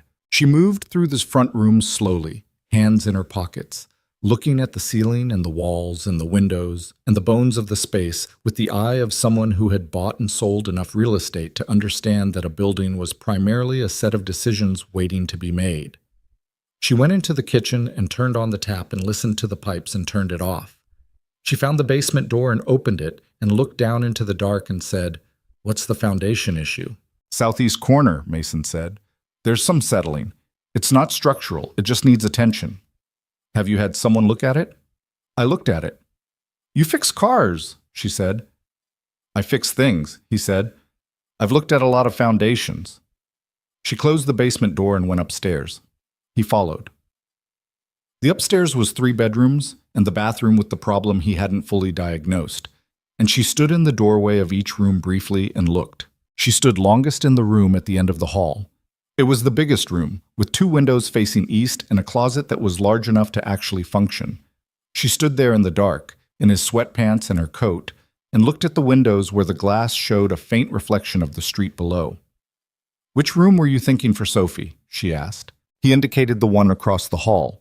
Smaller, but with a window seat, which Sophie would appreciate because Sophie read in window seats whenever window seats were available. Victoria nodded slowly. Then she turned around and looked at the room they were standing in, at its dimensions, its ceiling, its light. And he understood that she was doing the thing she did when she was building something in her head, running the variables, seeing a version of something that didn't exist yet. "The bathroom can be fixed," she said. "Yes." "The kitchen needs to be redone." "Yes." "The foundation needs attention," he said, "not replacement." She was quiet for a moment. The house settled slightly in the cold. A small sound from somewhere below, the kind of sound old houses made when the temperature changed, the ordinary settling of a structure that had been standing for decades. and intended to keep standing. "I want to buy it," she said. "We'd buy it together," he said. She looked at him. "You've been driving past it for 4 months." "That's not Mason. You've been driving past a house for 4 months and not buying it because you were waiting." He didn't answer. "What were you waiting for?" she asked. He looked at the windows where the street outside was dark and quiet, and the trees at the edge of the sidewalk were the same kind of bare and clear as the trees in the garden at St. Augustine Hall. "For this to be real," he said. "I wasn't sure it was real for a while." "What made you sure?" "Sophie reached for your hand first," he said. Victoria didn't say anything for a moment. In the empty room, in the dark house, that sentence sat between them with the weight of a true thing. "She told me about it," Victoria said finally. 3 weeks later. "She said she'd decided I was staying, so she might as well get used to me." "That's Sophie's version of high praise," he said. "I know," she said. "It's the best compliment I've ever received." They stood in the empty room for another minute. Then Victoria turned and walked back toward the stairs, and he followed, and they went through the front door, and he locked the lockbox, and they stood on the porch of the house on Alderman in the cold at 1:15 in the morning. "Monday," she said. "Monday," he agreed. They walked back to the apartment. The town was completely quiet now. No cars, no movement, just the sound of their footsteps on the cold sidewalk and the distant bark of a dog from somewhere on the far side of the neighborhood. Sophie was still asleep. He checked. A habit he hadn't been able to break since her infancy, that last check before he went to bed himself. Just the few seconds in the doorway, making sure she was there and breathing and exactly where she was supposed to be. The rabbit was still on the pillow. Sophie had shifted at some point and was now on her stomach, which was how she slept when she was deeply asleep, when her body had stopped managing even the small work of position. He pulled her door mostly closed and went back to the kitchen, where Victoria was washing out the mugs with the focused efficiency of someone who cleaned when they were winding down. He stood next to her and dried them with the dish towel that had a faded image of a lighthouse on it that Sophie had picked out at a yard sale because she liked lighthouses without having a specific reason. They were both tired in the way that came after days that had asked a lot. Not depleted, not damaged, but fully used. The good kind of tired. The kind that came with a sense of having gone through something rather than having merely spent time. Victoria put the last mug in the cabinet and leaned against the counter. She looked at him with the expression she'd had in the ceremony, the one underneath the composure. Not scared, just real. "I've never done this," she said. "Done what?" "This." She gestured vaguely at the kitchen. "Lived somewhere. With someone. Where the someone wasn't." She stopped. "I've had relationships. They were mostly parallel. We occupied the same space but operated separately. Nobody washed mugs. I wash mugs because otherwise they pile up," he said. "I know why people wash mugs, Mason." "Sorry. I mean," she pushed it off the counter. "I mean, I've never had a kitchen, in the sense of a place where someone was doing something ordinary and I was doing something ordinary next to them, and that was the point of it." She looked at the counter, at the dish towel with the lighthouse. "I'm going to be bad at it for a while." "Bad at what, specifically?" "Being ordinary," she said. "Being in a kitchen, not optimizing." "Sophie will help," he said. "She has zero tolerance for optimizing." "She told me last month that I was too scheduled," Victoria said. "She was eating cereal. She said it very casually." "What did you say?" "I said she was probably right." She paused. "She was." He reached over and turned off the kitchen light, and the room went dim with only the ambient light from the street coming through the window with the draft. In the half-dark, the apartment felt smaller and warmer than it looked in daylight, which was something he'd noticed in his first winter here and had found comforting in a way that was hard to explain. "You should sleep," he said. "I should," she said, but she was looking at the window with the draft, at the thin line of cold air that came in under the frame, and she didn't move. "The draft is from the north window," he said. "I've been meaning to fix it." "I know," she said. "You've mentioned it." "I'll fix it this week." She was quiet for a moment. Then she said, "Don't." He looked at her. "Not yet," she said. She met his eyes. "I don't mind it." He understood then what she was saying and wasn't saying, that the draft was part of the texture of the place, that the imperfect things were part of what made it specific, that she didn't want him to smooth everything before she'd had a chance to know it as it was. He understood this because it was a version of what he'd spent 3 years trying to preserve, the authenticity of a life that hadn't been curated for anyone's approval. He nodded. She finally pushed off the counter and went toward the hallway. At the kitchen doorway, she stopped and looked back at him, and the light from the street caught her face at an angle. "Mason," she said. "Yeah. I'm glad you drove past that house 12 times. He looked at her. 13, he said. "I miscounted earlier." She almost smiled. She went down the hall. He stood in the kitchen for another minute by himself, which was what he needed. That last minute alone before sleep, the same way Sophie needed the door mostly closed, and the kitchen light on and the rabbit on the pillow. Everyone had their thing. His was a minute at the end of the day with no one watching and nothing required. He thought about the room on Alderman with the east-facing windows. He thought about what it would look like in morning light, which he hadn't seen yet but could imagine from the direction of the windows and the angle of the street. He thought about Sophie in the room across the hall with the window seat, reading something in the afternoon. He thought about the last 3 years and the next 30 and the 100 small decisions that would happen in between, and the arguments that would come when two people who both had strong ideas tried to build something together, and the mornings that would be harder than this one, and the evenings that might not feel as precisely right as this evening had felt. He thought about what Whitaker had said. Not easy, but fine. That seemed correct. That seemed like enough.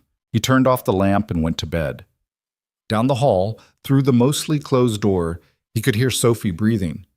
The faint, steady sound of his daughter asleep in the small apartment above the garage where they had landed and stayed and somehow made a life, before any of tonight had happened, before any of it was certain. The cold came through the north window. He didn't mind it either. The Monday call to the realtor happened at 8:17 in the morning, while Sophie was eating cereal and Victoria was on her second cup of coffee, and Mason was standing at the kitchen window with his phone, looking out at the garage below where his first appointment wasn't until 9. The realtor's name was Dave Kowalski, and he had been selling houses in Millhaven for 22 years and had the particular patience of someone who had learned that real estate moved on its own schedule regardless of what anyone wanted. And when Mason told him they wanted to make an offer on the Alderman property, Dave said, "I had a feeling," in a tone that suggested he had driven past that truck parked outside the house enough times to form a theory. "Full asking?" Dave asked. Mason looked at Victoria, who was listening from the table while pretending to read something on her phone. She glanced up. "Full asking," Mason said. Sophie looked up from her cereal. "Did we buy a house?" "We made an offer," Mason said. "Is that the same as buying?" "It's the beginning of buying." Sophie processed this for a moment. "Is it the sad house?" "It's the house on Alderman," he said. She put her spoon down with the gravity of someone receiving significant information. "It won't be sad anymore," she said, "if we live there." Victoria looked at Sophie and then quickly looked back at her phone, which Mason recognized as the thing she did when something hit harder than she'd expected and she needed a second. Dave called back at 11 with the news that the sellers had accepted without counter, which he delivered with a satisfaction that suggested he took the house's 8 months on the market somewhat personally and was relieved it was resolved. The closing was set for 6 weeks out, which meant 6 weeks of the apartment above the garage, which was fine. The apartment was fine. It had been fine for 3 years, and it would be fine for 6 more weeks.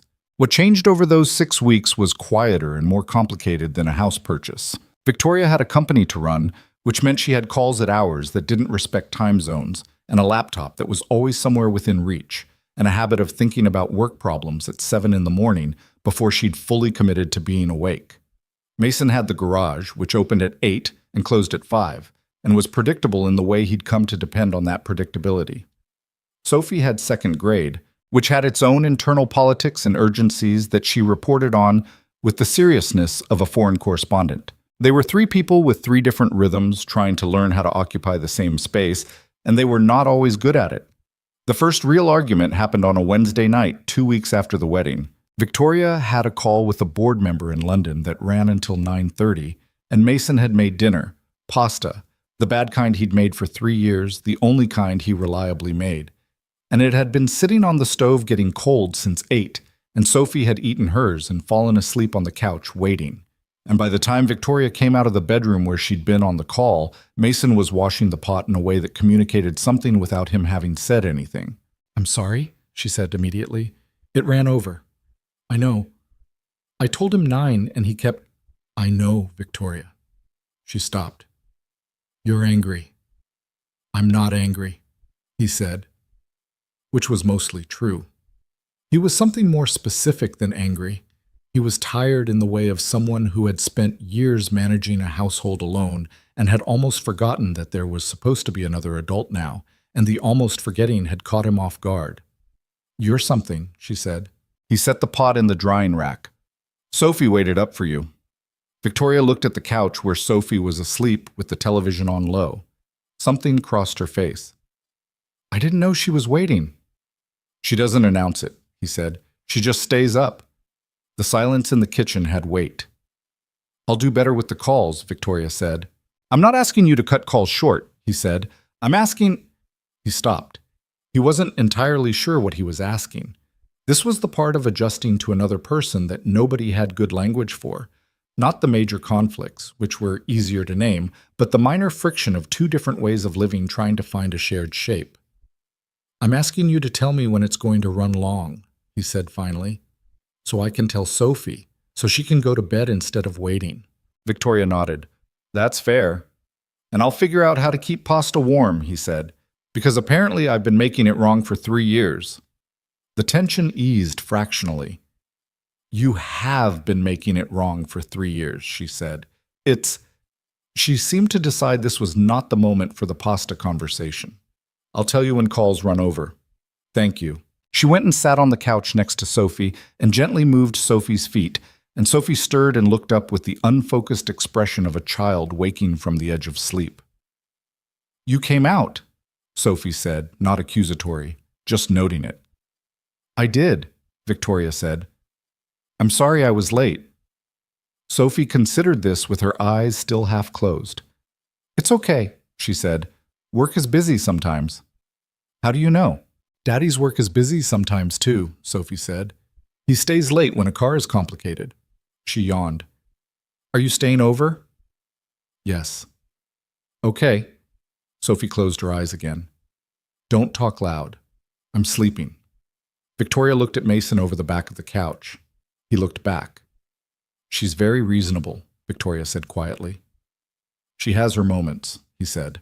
He came around the couch and picked Sophie up, which involved some negotiation with a half-asleep 7-year-old who was technically too old to be carried but was currently making no move to walk under her own power, and carried her to bed. When he came back, Victoria had heated the pasta on the stove and set 2 bowls on the table and was standing over them with an expression of cautious optimism. "Did I fix it?" she said. He looked at the bowls.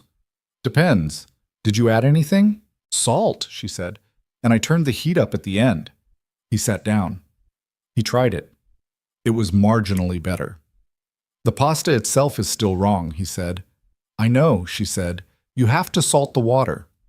"Nobody told me that." "It's on the box." "I don't read the box." "Mason," she said, with the particular patience of someone who had decided that this was a hill she was willing to gently die on, "you have to salt the water." "I'll try it next time." "You'll forget." "Probably." She sat down across from him, and they ate the marginally better pasta in the kitchen with the draft and the lighthouse dish towel, and the argument was not resolved so much as absorbed into the ongoing project of learning each other's friction points and building the small habits that made them manageable. That was how it went, those 6 weeks. Not dramatic, not easy, just the steady work of 2 people and a child constructing something that had no blueprint. The closing on the house on Alderman happened on a Thursday afternoon in a conference room at Dave Kowalski's office that smelled like printer toner and old carpet. David put out a plate of cookies that nobody ate and kept apologizing for the number of pages requiring signatures, which was a lot of pages. Sophie had come because Mason hadn't wanted to leave her with the Hendersons for a 3rd afternoon that week, and she sat in the corner chair doing homework with the focused patience of a child who had been told this was important and had taken that at face value. When they signed the last page, Dave shook both their hands and said, "Congratulations. with the warm relief of a man who had watched a house sit on his listings for 8 months. Sophie looked up from her homework. Is it ours now? It's ours, Mason said. Even the sad parts? Especially the sad parts, he said. She seemed satisfied with this and went back to her homework. The first time they walked through the house on Alderman as its owners was different from the walkthrough at 1 in the morning. The daylight changed everything. It came through the east windows of the main bedroom in long, flat strips that showed the dust in the air and the scuff marks on the floor, and the place on the wall near the window where a previous owner had painted over something, and the paint had settled unevenly over the years. Victoria stood in those light strips and turned slowly and said, "The floors are good." And Mason crouched down to look at a section near the baseboard and said, "Mostly," and they had a 20-minute conversation about refinishing versus replacement that resolved nothing but established the terms of future negotiations. Sophie had gone directly to the room across the hall, the one with the window seat. She sat in the window seat and looked out at the street below with her chin in her hands and her legs dangling, and she stayed there for a long time without saying anything. Mason came in eventually and sat on the floor below the window seat. "What do you think?" "I think it needs a rug," Sophie said. "What kind of rug?" "Blue," she said. "Dark blue, like the ocean." "You've never seen the ocean." "I've seen pictures," she said. "I want a rug that looks like that." "Okay."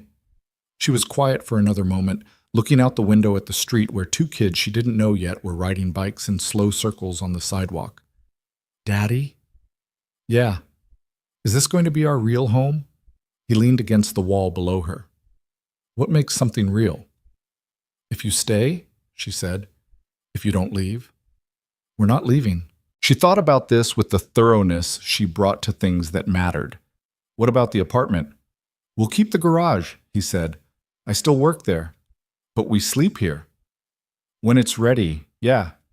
She nodded slowly. Below on the street, the kids on bikes turned a corner and disappeared. The room was very quiet, in the way of empty houses that were about to stop being empty. "Daddy," Sophie said. "Yeah, I think it already knows we're here," she said. About the house, the way she sometimes said things that were obviously a child's thing to say, and also somehow not wrong. "Maybe it does," he said. The work on the house started the following weekend. Mason was doing most of it himself, which was not as impractical as it sounded. He had spent 3 years around the garage developing a working knowledge of most residential repair, had contacts for the things beyond his ability, and had the particular relationship with physical work that came from using it as a way to think. There was something that happened in his head when his hands were doing something concrete and demanding. The rest of it quieted down. The decisions, the calls, the ongoing calculations of a life that was larger than it looked from the outside. They all receded when he was replacing baseboards or pulling up old caulk or lying on his back under a sink figuring out why the drain was slow. Victoria worked with him on the weekends, which was not something he had expected her to volunteer for, and not something he would have asked for if she hadn't. She was not naturally suited to construction work. She was not patient with tools that required calibration or tasks that required the same motion 40 times before they produced a visible result. She had strong opinions about color that were occasionally useful and occasionally created 20-minute discussions about paint samples that ended in compromise. She measured things twice, and then measured them a third time in a way that Mason found endearing and she found necessary. And they had had the following exchange so many times it had become a kind of shorthand. "Mason, I think this is off by about a 1/4 inch. It's fine. It's not going to sit level. It'll be fine." And then 3 hours later, one of them would be right and the other would say nothing about it, which was also a system of sorts. Sophie helped on the Saturdays when she didn't have plans with the kids from school, who were slowly becoming her people. A girl named Juniper, who was loud and decisive, a boy named Cal, who collected strange rocks and showed them to Sophie with a seriousness she matched because she understood that people's serious things deserved to be treated as serious. Sophie sanded. She was good at it. The repetitive motion suited her focus, and she'd developed a critical eye for the texture of surfaces and would run her hand along a section and say, "There's still a rough patch here," with the exactness of someone who was going to be very good at noticing details when she grew up, or was already, in ways that had nothing to do with growing up. 4 weeks into the work, Mason was in the basement dealing with the southeast corner. the settling that needed attention, not replacement, when his phone rang. He looked at the screen. It was a number he recognized but hadn't expected today. Robert Cho, who ran the Eastern Division of the infrastructure business. He almost let it go to voicemail. Then he answered. "Robert? Mason. Sorry to call on a Saturday." "It's all right. What is it?" A pause. The particular pause that preceded complicated information. "The Harwick situation has developed." Mason set down the tool he'd been holding. "How developed?" "We have a competing offer on the Portsmouth contract. Someone moved fast, within the last 72 hours. We think it's Stanton Group." The Stanton Group. Mason had not thought about Marcus Stanton in over a year, which had been a deliberate choice and apparently an insufficient one. Stanton ran a smaller infrastructure firm that operated primarily through undercutting competitors and maintaining the kind of relationships with municipal contacts that technically lived in a gray area and practically lived somewhere darker. He and Mason had crossed paths twice in a previous life, and both times Stanton had operated exactly as his reputation suggested. "What's the exposure if they take Portsmouth?" Mason asked. "It affects our northeastern pipeline by about 15%, Robert said. "Not catastrophic, but it opens a gap that could compound if Stanton moves on Bridgeport in the spring like we think he might." Mason looked at the southeast corner of the foundation. The crack was clean and stable. Settling, not structural, the kind that filled and held if you did it right. He had the materials upstairs. He'd been planning to spend 2 hours on it today. "I need the Harwick documents by this evening," he said. "Have Chen send everything. I'll look at it tonight." "You sure? It's a weekend and you just—" "Robert," he said, "send the documents." "Yes, sir." He hung up and stood in the basement for a moment. Above him, he could hear Sophie's footsteps crossing the kitchen floor, and Victoria's voice saying something, and Sophie's voice answering, and the sound of a drawer being opened and closed. The ordinary sounds of a Saturday in the house that was becoming their house. He went upstairs. Victoria was at the kitchen counter with a paint chip in each hand, holding them up against the wall in the changing light, which was a reliable way to spend 40 minutes deciding nothing. Sophie was at the table with a bowl of crackers and the rabbit, who attended most meals in a supervisory capacity. "I have to do some work tonight," Mason said. Victoria looked at him. Not at the paint chips? At him. She had that ability to switch from one kind of attention to another without any visible transition, and she used it now, reading whatever was in his face. "How much work?" she asked. "A few hours. Something came up on the Portsmouth contract." "Stanton?" He paused. He hadn't mentioned Stanton to her, which meant she'd learned it through other channels, which meant she'd been paying more attention to his business than she'd told him. He filed this for later. "Probably," he said. "I've heard of him," she said carefully, "through some of our media contacts. He has a way of appearing." "Yes," Mason said, "he does."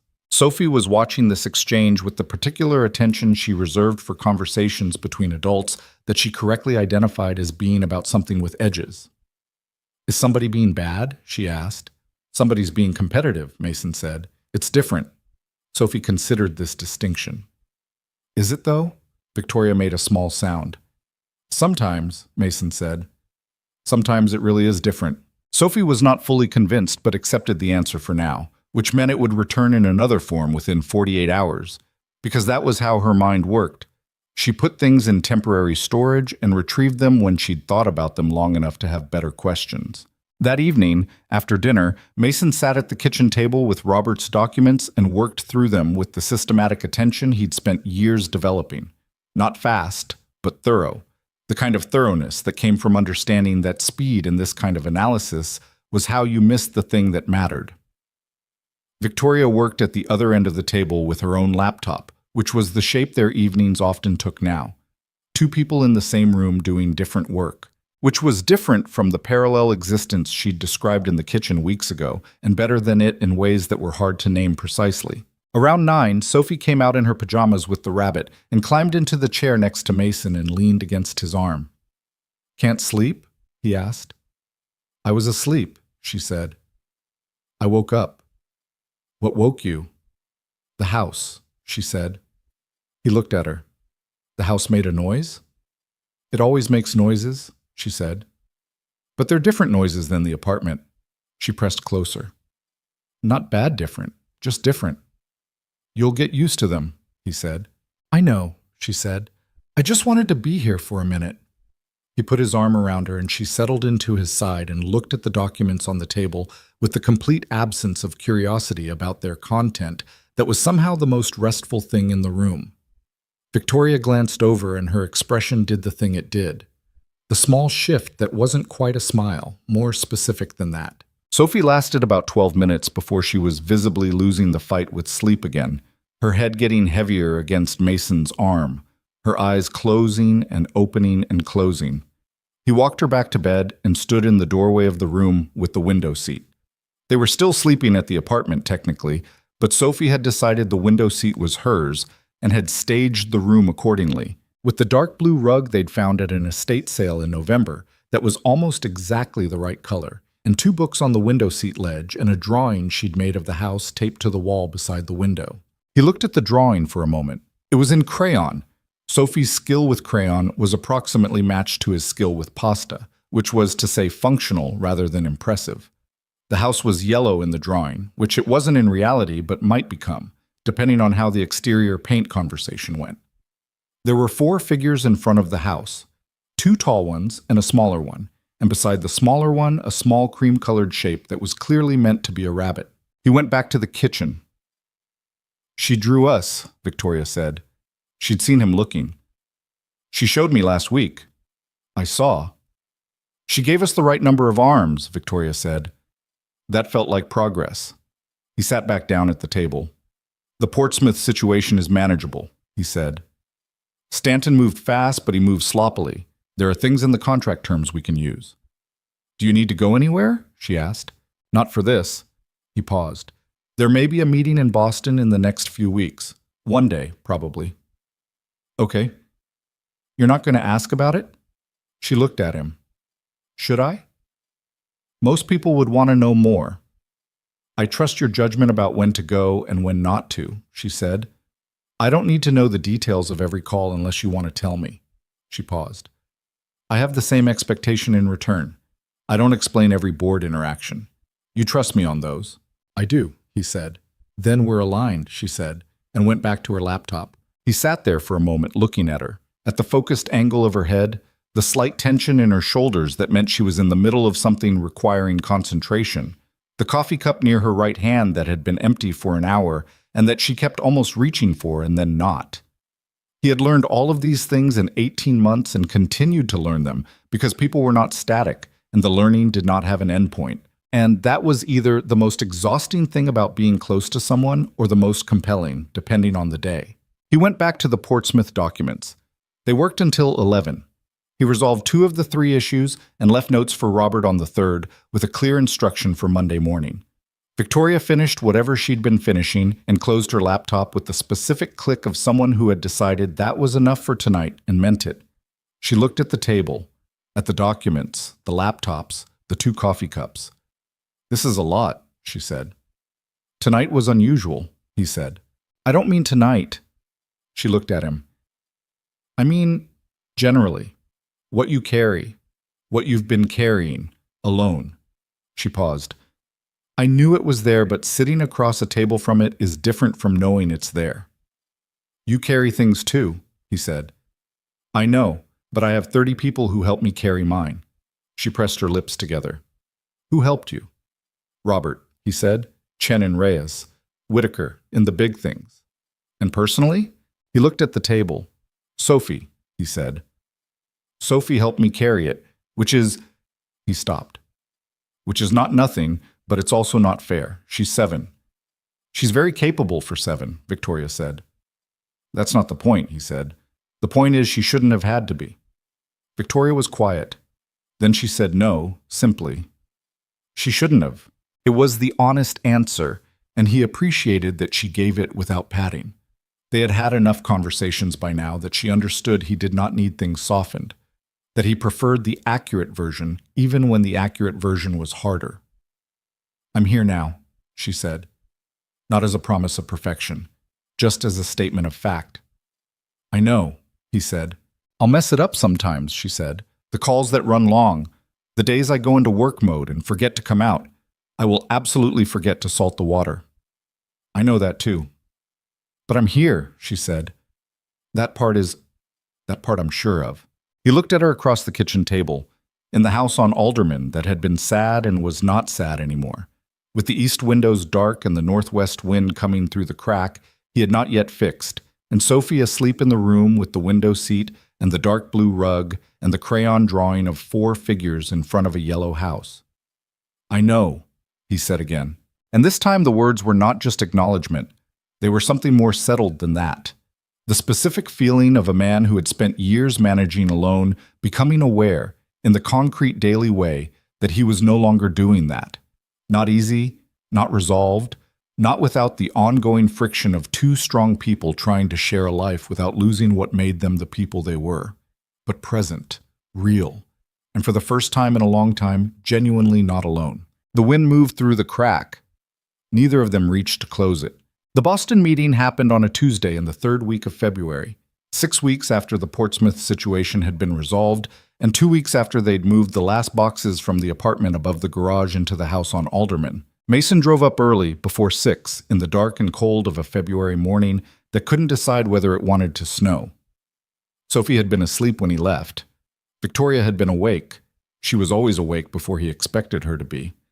And she'd been standing in the kitchen in the gray pre-dawn making coffee she hadn't yet poured. And she'd handed him a travel mug without being asked and said, "The Stanton meeting," the way she said things she'd been thinking about and was only now giving voice to. "Probably," he said. "Be careful," she said. He'd looked at her. "Careful how?" "The way you're careful when someone is playing a longer game than you can see yet," she said. "Stanton doesn't move on things like Portsmouth unless Portsmouth is a step in something else." He took the travel mug. "I know. I know you know," she said. "I'm saying it out loud anyway." He kissed her, which she received with the slight distraction of someone still running calculations in their head, and went down to the truck in the dark. The meeting was in a building in the financial district that Mason had been to before years ago, in a different configuration of his life. The elevator bank in the lobby still had the same slow left elevator and the same fast right one, which was the kind of thing you remembered when a place had mattered to you at some point and you'd paid the kind of attention to it that mattered places collected. He took the right elevator, 17 floors. Conference room with the view of the harbor that was gray this morning under a sky trying to decide about the snow. Robert Cho was already there. Chen and a lawyer named Pauline Marsh, who Mason had worked with for 6 years and trusted absolutely, were there. A man from the municipal authority named Greaves, who had been the contact on the Portsmouth contract and was currently looking like someone who had recently realized the position he was in, was there. Marcus Stanton was not there yet. He arrived 8 minutes late, which was a calculated 8 minutes, late enough to signal that his time was the organizing principle of the room, not early enough to seem like he'd rushed. He was 61, trim in the way of men who worked at it, silver-haired, and carried himself with the practiced ease of someone who had spent decades being the most dangerous person in rooms and had grown accustomed to the particular comfort of that position. He looked at Mason when he came through the door, and something passed across his face that was too controlled to be surprised but was in the neighborhood of it. "Reed," he said. "I heard you'd gone quiet." "Millhaven," Mason said. "It's about 2 hours north." "I know where it is." Stanton took his seat across the table. He had 2 people with him, a lawyer and someone Mason didn't recognize, who had the specific careful blankness of a person paid to observe and record. "I didn't know you were still involved in the northeastern work." "I'm involved in everything I built," Mason said. Stanton settled. "Fair enough." The meeting was about the Portsmouth contract, which Stanton had entered a competing bid on with terms that were aggressive in ways that Pauline had identified as aggressive, and that the municipal authorities' Greaves had apparently found attractive without fully reading the language in the subcontracting provisions, which was where the actual problem lived. Mason had spent 3 hours on those provisions the week before and had identified 4 places where the terms, once the initial contract period ended, shifted in ways that were technically legal and practically extractive. This was Stanton's pattern. Mason knew it because he'd watched it operate twice before in different cities with different contracts. And the mechanism was always the same. Come in low, lock in the relationship, restructure in year 2 when the switching cost was prohibitive. It was not illegal. It was not even unusual. It was the kind of thing that happened when municipalities needed projects done and didn't have the internal capacity to read the fine print with sufficient paranoia. Mason walked Greaves through the provisions, slowly, not condescendingly. He'd made that mistake once, years ago, and had learned that the goal was not to demonstrate the problem, but to ensure the other person genuinely understood it, which required a different approach. Greaves was not a stupid man. He was an overworked man who had been presented with attractive surface terms and had not had adequate time or support to dig further. The difference mattered. Stanton watched this process with the controlled stillness of a man who had been in enough rooms to know when something was going against him, and had made peace with being in those rooms anyway. When Mason finished, Greaves sat back in his chair and looked at the papers in front of him with the expression of someone who had just seen a thing clearly for the first time and was working out what to do with that clarity. "This isn't what we were told the provisions meant," Greaves said. He wasn't looking at Stanton when he said it. He was looking at his own papers. "The provisions mean what they say," Stanton said, smooth, unruffled. "Language in contracts often sounds more concerning than it is in practice." "In practice," Pauline said, "it means the authority is locked into renegotiation terms where Stanton Group controls the ceiling, and there's no escalation mechanism that doesn't involve litigation." Stanton looked at Mason, not at Pauline, at Mason.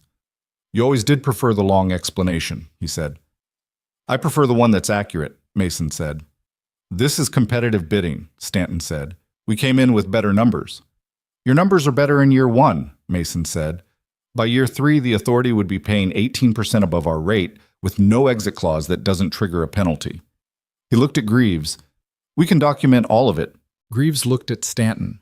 There was a long pause in the room, the kind that meant a decision was being made that everyone present understood the significance of.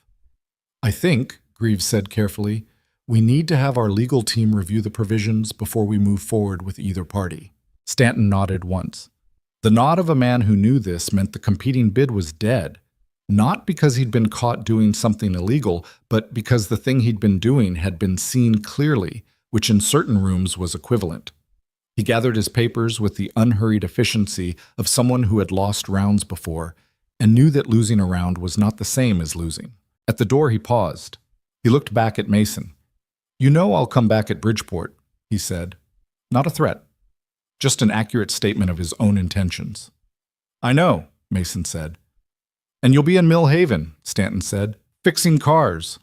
"Fixing things," Mason said. "Yes." Something in Stanton's face moved. Not quite respect, but the adjacent thing, the acknowledgement between people who understood the same game. He nodded once and left. The room exhaled. Robert looked at Mason. "Bridgeport is in April," he said. "I know," Mason said. "We'll be ready." He was back in Mill Haven by 4. He pulled the truck into the garage, which he did first before going to the house, partly because there was a car in Bay 2 that he'd left half-finished the day before, and partly because the garage was still the organizing center of his daily life in a way that was hard to explain to people who thought of it as a downgrade from what he'd had before. It wasn't a downgrade. It was a different thing. It was the place where the work was physical and immediate, and the problems had clear solutions, and the satisfaction at the end of a day was concrete in a way that balance sheets were not. He finished the work on the car in Bay 2, a '09 Civic with a persistent misfire that had turned out to be a cracked distributor cap, which was the kind of problem that looked complicated from the outside and was straightforward once you found it. He called the owner, a woman named Bev Orland, who worked at the elementary school and had been driving the car on 3 cylinders for 2 weeks because she'd been afraid of what the repair would cost. He told her the number. She went quiet for a moment. "That's it?" she said. "That's it," he said. "I thought it was going to be—" She stopped. "Okay. Yes. Thank you." He locked up and walked the 3 streets to Alderman. The house looked different in February than it had when they'd first seen it in November. The bare trees in the front yard had iced slightly at the branch tips from a freezing rain 2 days ago, and the ice caught the last of the afternoon light in a way that was inadvertently beautiful, the way things sometimes were when they weren't trying. The yellow paint, Sophie had won the exterior paint argument in the end, which surprised nobody, was brighter against the gray winter sky than it had looked on the chip, which Victoria had initially considered a problem and had come around on after 3 weeks of living with it. Inside, he could smell something cooking before he got the door fully open. This was relatively new. Victoria had started cooking in January, which she had announced not as a decision, but as something she was simply going to do and would report on the results, which was how she approached most things she was uncertain about. The results had been variable. There had been a soup in week 2 that Sophie had eaten without complaint, which Mason had recognized as meaningful because Sophie had opinions about soup. There had been something with chicken in week 3 that had been, by common if unspoken agreement, not repeated. There had been a pasta, correctly salted water, correctly timed, unremarkable, and exactly right, that had arrived on the table on a Thursday with no fanfare and had been eaten entirely without leftovers. Mason came into the kitchen. Victoria was at the stove with the particular focused attention she brought to tasks she had decided to master, which meant she was probably on her 3rd attempt at whatever this was, and the first 2 had gone into the compost with the quiet efficiency of someone who did not believe in dwelling on failed iterations. Sophie was at the kitchen table with homework spread across half the table, and the rabbit occupying the other half in a way that suggested the rabbit had rights to the table that Sophie was not disputing. "How was Boston?" Sophie asked without looking up. "Good," he said. He set his keys on the hook by the door, which was a hook Victoria had installed in the 2nd week because she'd said watching him set his keys on the counter every day was going to become a problem for her, and he'd drilled the hook in that evening, and he'd been using it since, and it had turned out to be a legitimate improvement. "Did you fix the problem?" Sophie asked. "Part of it," he said. "There's more in April." Sophie nodded as though April were a reasonable timeline for problem resolution, which perhaps it was. Victoria turned from the stove. She looked at him with the quick reading she did when he came back from something that had had stakes, checking not for damage exactly, but for where he was, what state he was carrying. It was something he'd noticed her do from early on and had never commented on because it was one of those things that didn't need commenting on, that worked precisely because it existed quietly. "Stanton," she said. "Withdrew," he said. "For now." "Bridgeport." "April," he said. "Robert's on it." She turned back to the stove. "Sit down. This needs 10 more minutes and I need to focus." He sat down across from Sophie. "What's that?" he asked, nodding at her homework. "Fractions," she said with the flat effect of someone describing a natural disaster. "You know fractions." "I know what fractions are," she said. "That's different from knowing them." "Fair point." He helped her with fractions for 10 minutes. Sophie was better at them than she thought, which was a pattern with her, the tendency to underestimate her own competence at things that didn't come instantly. And then Victoria put food on the table, and the 3 of them ate in the kitchen of the house on Alderman, which smelled like something that had been made with actual effort, and tasted like something made by someone still learning, which was to say, it tasted like where they were. It was not the best meal anyone had ever eaten. The seasoning was slightly off in one direction that was hard to name. Victoria knew it and said nothing, and Mason knew it and said nothing, and Sophie said, "It needs more of that orange stuff." And when Victoria asked her to clarify, Sophie pointed at the paprika and turned out to be correct. "She's right," Victoria said, tasting it. She said it with the particular expression of someone making a note. "I usually am," Sophie said. "You're 7, Victoria said. "Almost 8, Sophie said. "In 3 months." 3 months is almost, Sophie said. Mason ate his dinner and listened to this exchange, and felt the specific and unshowy contentment of a man who had spent years eating dinner alone and now did not. It was not dramatic. It was not the kind of thing you could put in a speech. It was the weight of a fork in his hand and the sound of voices talking about paprika and fractions at a table in a house that had been sad and was not sad anymore. After dinner, Sophie helped clear the table. She had been assigned this task at the apartment years ago and had continued it at the house without being asked, which Mason took as evidence that certain things stuck when you started them early enough, and then announced she was going to read in her room, which meant the window seat, which was where she went when she wanted to be alone without being alone, in proximity to people without being in conversation with them, which was a need Mason recognized because he had the same one. He and Victoria cleaned up. They had divided the kitchen tasks without discussing them, which was how a lot of the domestic logistics had settled. Not through negotiation, but through the quiet self-organization of two people paying attention to what the other person avoided and filling in accordingly. Mason washed. Victoria dried and put away. The lighthouse dish towel had moved from the apartment to the house and lived now on the oven handle, slightly faded from 3 years of use. "I want to tell you something," Victoria said. She was drying a pot. "Okay." "I talked to Gerald today." He looked at her. "He called," she said. "He doesn't usually call on weekdays. He considers it an intrusion, and he has this whole thing about respecting people's schedules that mostly I think is about his own schedule." She set the pot down. "He called to say that he'd been thinking about the wedding, specifically about the things he said to you before the ceremony." Mason waited. "He said—" She paused. "He said he'd had a conversation with one of Whitaker's associates at a conference last month. Chen, I think. And Chen told him something about the way you built the infrastructure business, about the early years when it was just you and Robert and one project, and how you operated." She turned to look at Mason. "Gerald said he'd spent the last 2 months understanding who you actually were, and he wanted me to know that he was wrong in the specific way he was wrong. Not just generally wrong. He said, 'I judged the surface and missed the depth,' and I don't think he said something that honest in 20 years. Mason thought about Gerald in the wedding hall, the careful condescension, the questions about trajectory. He thought about the handshake afterward. He thought about the 2 months since, in which Gerald had sent a single card, actual card, through actual mail, that said congratulations and nothing else, which Mason had found oddly more meaningful than a longer message would have been. "How did you leave it with him?" Mason asked. "I told him I'd let you know he called," she said, "and that if you wanted to have a conversation with him, you'd reach out. That's very diplomatic. I've been practicing," she said. He finished washing the last pan. "I'll call him," he said. "This week." She looked at him. "You don't have to." "I know." He dried his hands. "But he did something hard. That deserves a response." She was quiet for a moment. Then she said, "That's what I mean, you know." "What?" "When I said you changed me," she said.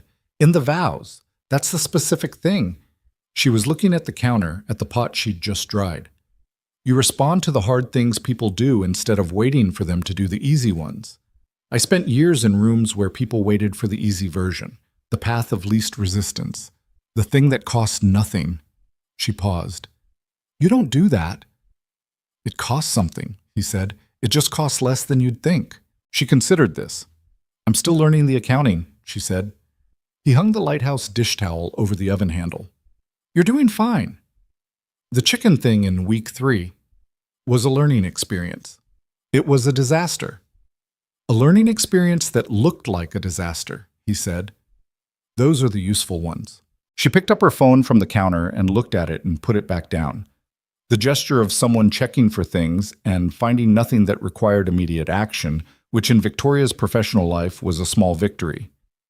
She had been, over the past 2 months, actively and visibly working on the boundary between her work hours and the hours that were not work hours, which was a boundary that had not meaningfully existed for her in years, and was being rebuilt with the same methodical attention she brought to structural problems. It was not clean.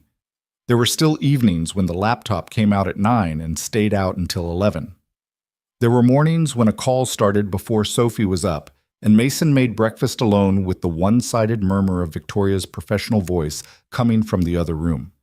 But the working on it was real, and the real effort was visible, and visible effort was not nothing. An hour later, after Sophie had been read to and had negotiated the door, mostly closed, and the hall light question with a brief and businesslike firmness, Mason sat on the back porch. The back porch needed work. It was on the list, the long list that had shrunk considerably over the past weeks, but retained its core of medium-term projects, of which the porch was one. The boards were soft in 2 places, and the railing had a section that was more optimistic than structural, and in the spring he was going to deal with both. For now it was February, and the porch was cold but solid enough for sitting if you chose a board you trusted, and Mason had identified which boards he trusted and used them. He sat out there in the cold without a particular agenda. This was the thing he did at the end of days that had held a lot. Not processing, exactly, not reviewing, just existing for a few minutes without the requirement of being useful to anything or anyone. It was the thing the garage had given him in the early years, and that the house was now learning to give him, this specific permission to be still. Victoria came out 15 minutes later with a blanket she'd taken off the back of the couch and her own coat, and the expression of someone who had decided this counted as fresh air. She sat down next to him in the good board she'd identified herself 2 weeks ago, which was the correct board and adjacent to his. They sat together in the cold and didn't talk for a while. The town was quiet. Millhaven in February was very quiet. The cold kept people inside and the dark came early, and the streets by 9 o'clock had the particular stillness of a place that had decided it was done for the day and wasn't making exceptions. Somewhere on the far side of the block, a dog barked twice and stopped. The ice on the tree branches caught the light from the kitchen window. "Can I ask you something?" Victoria said. "Yeah." "The woman," she said. "Sophie's mother." She paused. "You don't have to—" "Her name was Claire," he said. Not the same Claire as his assistant at the wedding. A different Claire, a name he said rarely enough that it had retained its specific weight. She died of a cardiac event 14 days after Sophie was born. She was 28.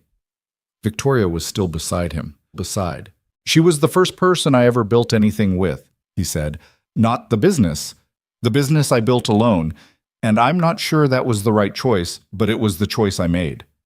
I mean, a life. She was the first person I wanted to build a life with. He looked at the iced branches, at the light they caught. And then she was gone in a way that had no cause that could be fixed and no one to be angry at, and no sequence of decisions I could go back and change. And I had a 14-day-old daughter and an empire, and I didn't know what any of it was for. The cold moved between them, and neither of them tried to stop it. "That's when you went to Millhaven," Victoria said. 4 months later, he said. "I stayed in the city for 4 months trying to be who I'd been before, and it didn't work. You can't be who you were before certain things. The things change the shape of you, and then the old shape doesn't fit." He paused. "Millhaven wasn't a plan. It was just where I stopped." "And Sophie?" "Sophie was the reason stopping was possible," he said, "because stopping doesn't mean quitting if you're still doing the most important thing." He thought of what he'd said to Sophie years ago, something about having more room, and about what Sophie had understood from it that had maybe been slightly different from what he'd meant, and how sometimes you said things without knowing the full meaning of what you were saying. "She saved my life," he said, not dramatically, just by needing lunch every day. By needing someone to read to her in the wrong voice, by asking questions I didn't have answers to and making me think about why I didn't. But Victoria put her hand over his on the porch railing. Her hand was cold. His was too. "I'm not her," Victoria said. "I don't want you to—" "You're not," he said. "You're not supposed to be, and you're not." He turned his hand over so they were palm to palm. "What I found in Millhaven after Claire, the quiet, the slowness, the version of a life that fit the shape I'd become, that was mine. I'm not trying to rebuild something I lost. I'm building something I didn't have before." He looked at her in the dim light of the back porch in February. "That's different." She leaned her head against his shoulder. It was not a graceful movement. She misjudged the angle slightly and corrected, and the correction was more visible than she probably intended. This was one of the things he'd learned about Victoria, that her professional life kept well hidden, that she was not naturally graceful at the physical language of closeness. She had learned to project ease in rooms full of people, had spent years perfecting that projection, but the actual small mechanics of proximity, leaning on someone, reaching for a hand, the minor physics of two people being near each other without agenda, these were things she was still learning. She'd told him once that she'd spent so long being the person in the room who did not need anything from anyone that the need itself had become unfamiliar, and the unfamiliarity showed up in the small adjustments. He didn't say anything about the adjustment, he just let her settle. They stayed out until the cold became unreasonable and then went in. 3 months later, in the first week of May, Sophie turned 8. She had requested a small party. Small was her word, and she'd meant it, in the way she meant most things, she said, with 6 friends from school, which included Juniper, who arrived 45 minutes early and immediately began reorganizing the snack table in a way that Sophie watched without objection, because Juniper's reorganization was, objectively, and improvement, and Cal, who brought Sophie a rock from his collection and presented it with a formality that the occasion seemed to call for, and Sophie received with the seriousness it deserved. The party was in the backyard, which Mason had spent the previous Saturday making presentable. The two soft boards on the porch replaced, the railing section fixed, the winter debris cleared from the grass that was beginning to come back now in the particular tentative way of grass in early spring. Victoria had strung lights between the porch and the fence, which she'd done herself. Standing on the stepladder with the stubborn focus she brought to things she'd decided to do, and Mason had come out to help. And she'd said, "I have it," and he'd gone back inside and she'd had it. Gerald came. This was not something Mason had anticipated when he'd made the phone call in February. The call had been brief and direct. Mason had said he'd heard Gerald reached out and he appreciated it. Gerald had said he'd been wrong and said why, and Mason had said he understood, and that was that. And the call had ended with a cordiality that was real, if not warm. But then in March, Victoria mentioned that Gerald had asked if Sophie's birthday was in May, and Mason had said yes, and Victoria had said she'd told him, and then 2 weeks before the party, an email had arrived from Gerald asking if it would be appropriate to come, and Mason had written back one sentence, "Yes, come." Gerald arrived with a present wrapped badly. The wrapping had the look of someone who had done it himself for the first time in many years and hadn't fully committed to the task, and a manner that was uncertain in a way Mason had not seen on him before. He stood at the edge of the backyard with a glass of lemonade and watched the children run around with the expression of a man recalibrating how to exist in a space where he had no role to perform. Sophie found him within 10 minutes. This was Sophie's way at parties. She moved through the space checking on people the way she moved through any space, identifying who was comfortable and who wasn't and responding accordingly. She walked up to Gerald and looked at him with the direct appraisal that had made Whitaker crouch down in a wedding hall 4 months ago. "Are you my uncle?" she asked. Gerald looked startled. I'm Victoria's uncle, yes." "So that's my uncle," Sophie said. Not a question. Filing it. "I suppose it is," Gerald said. "Okay," Sophie said. "Do you want to see my rock? Cal gave it to me. He says it's feldspar." Gerald looked at the rock Sophie produced from her pocket. Small, gray-pink, unremarkable to an untrained eye and apparently significant to Cal. "It's very nice," he said. "It's a metamorphic rock," Sophie said. "That means it used to be something else, and then pressure changed it." She turned it over in her hand. "Cal says that's how most interesting things happen." Gerald looked at the rock. Then he looked at Sophie. Then he looked across the yard at Mason, who was standing near the lemonade table and had heard all of this and was looking back at him. Something in Gerald's face settled. The uncertain quality dissolved and something more genuine replaced it. Not warmth exactly, not yet, but the thing that came before warmth, the willingness to be in a place without armor. "Your friend Cal sounds like a smart kid," Gerald said. "He is," Sophie said. "He's a little weird, but I think that's fine." "I think that's fine too," Gerald said. She put the rock back in her pocket and went to rejoin Juniper, who had moved on from the snack table and was now attempting to organize a game that 6 children had varying levels of interest in. Gerald watched her go. He walked over to Mason. They stood together at the lemonade table. "She's remarkable," Gerald said. "I know," Mason said. "She told me a rock was a metamorphic rock," Gerald said. "She's 7. 8, Mason said. "As of today." 8, Gerald corrected himself. He was quiet for a moment. "She's right, you know. About pressure." "Usually is," Mason said. Gerald held his lemonade with both hands and watched the children in the yard, and Mason stood beside him, and neither of them said anything for a while. And the silence between them was different from the silence in the wedding hall 4 months ago, which had been the silence of 2 people in opposition. This was the silence of 2 people who had found, through the long route, a piece of common ground and were standing on it without needing to make a speech about it. "I want you to know," Gerald said finally, "that whatever I thought before, I understand now that I was wrong about the important parts." "I know," Mason said. "I'd like—" Gerald paused. "If you're willing. I'd like to be an uncle in the actual sense, to Sophie. She doesn't have many family connections on this side." Mason looked at him. "Show up," he said. "That's the whole job. Show up and mean it." Gerald nodded, the nod of a man making a commitment he intended to keep. Later that evening, after the party guests had gone home and Sophie had eaten her cake, chocolate, her specification, with the precise amount of frosting she had described to Victoria in enough detail that Victoria had relayed it to the bakery verbatim, Mason sat on the fixed back porch in the last of the May light. Sophie came out and sat next to him. She had the rabbit. She had not left the house without the rabbit in 4 months and showed no signs of reconsidering this policy. The rabbit's one bent ear had been bent longer than anyone tried to remember, and the cream color had become something slightly less cream with the wear of being carried everywhere. But Sophie had declined all offers to wash it on the grounds that washing it would change it, and this was not a negotiation anyone had won. "Good birthday?" Mason asked. "Yeah," she said. She'd leaned against his arm. "The feldspar was my favorite present." "Better than the books?" "The books are good," she said carefully. "But you can get books anywhere. Cal picked that rock out of his collection specifically for me." "That's different." "It is," he said. She was quiet for a moment. The May evening was warm in a way that February hadn't suggested was coming, which was always the surprise of seasons, that they actually arrived, that the thing you couldn't feel when you were cold eventually became real. "Daddy," Sophie said. "Yeah. I've been thinking about something." "What?"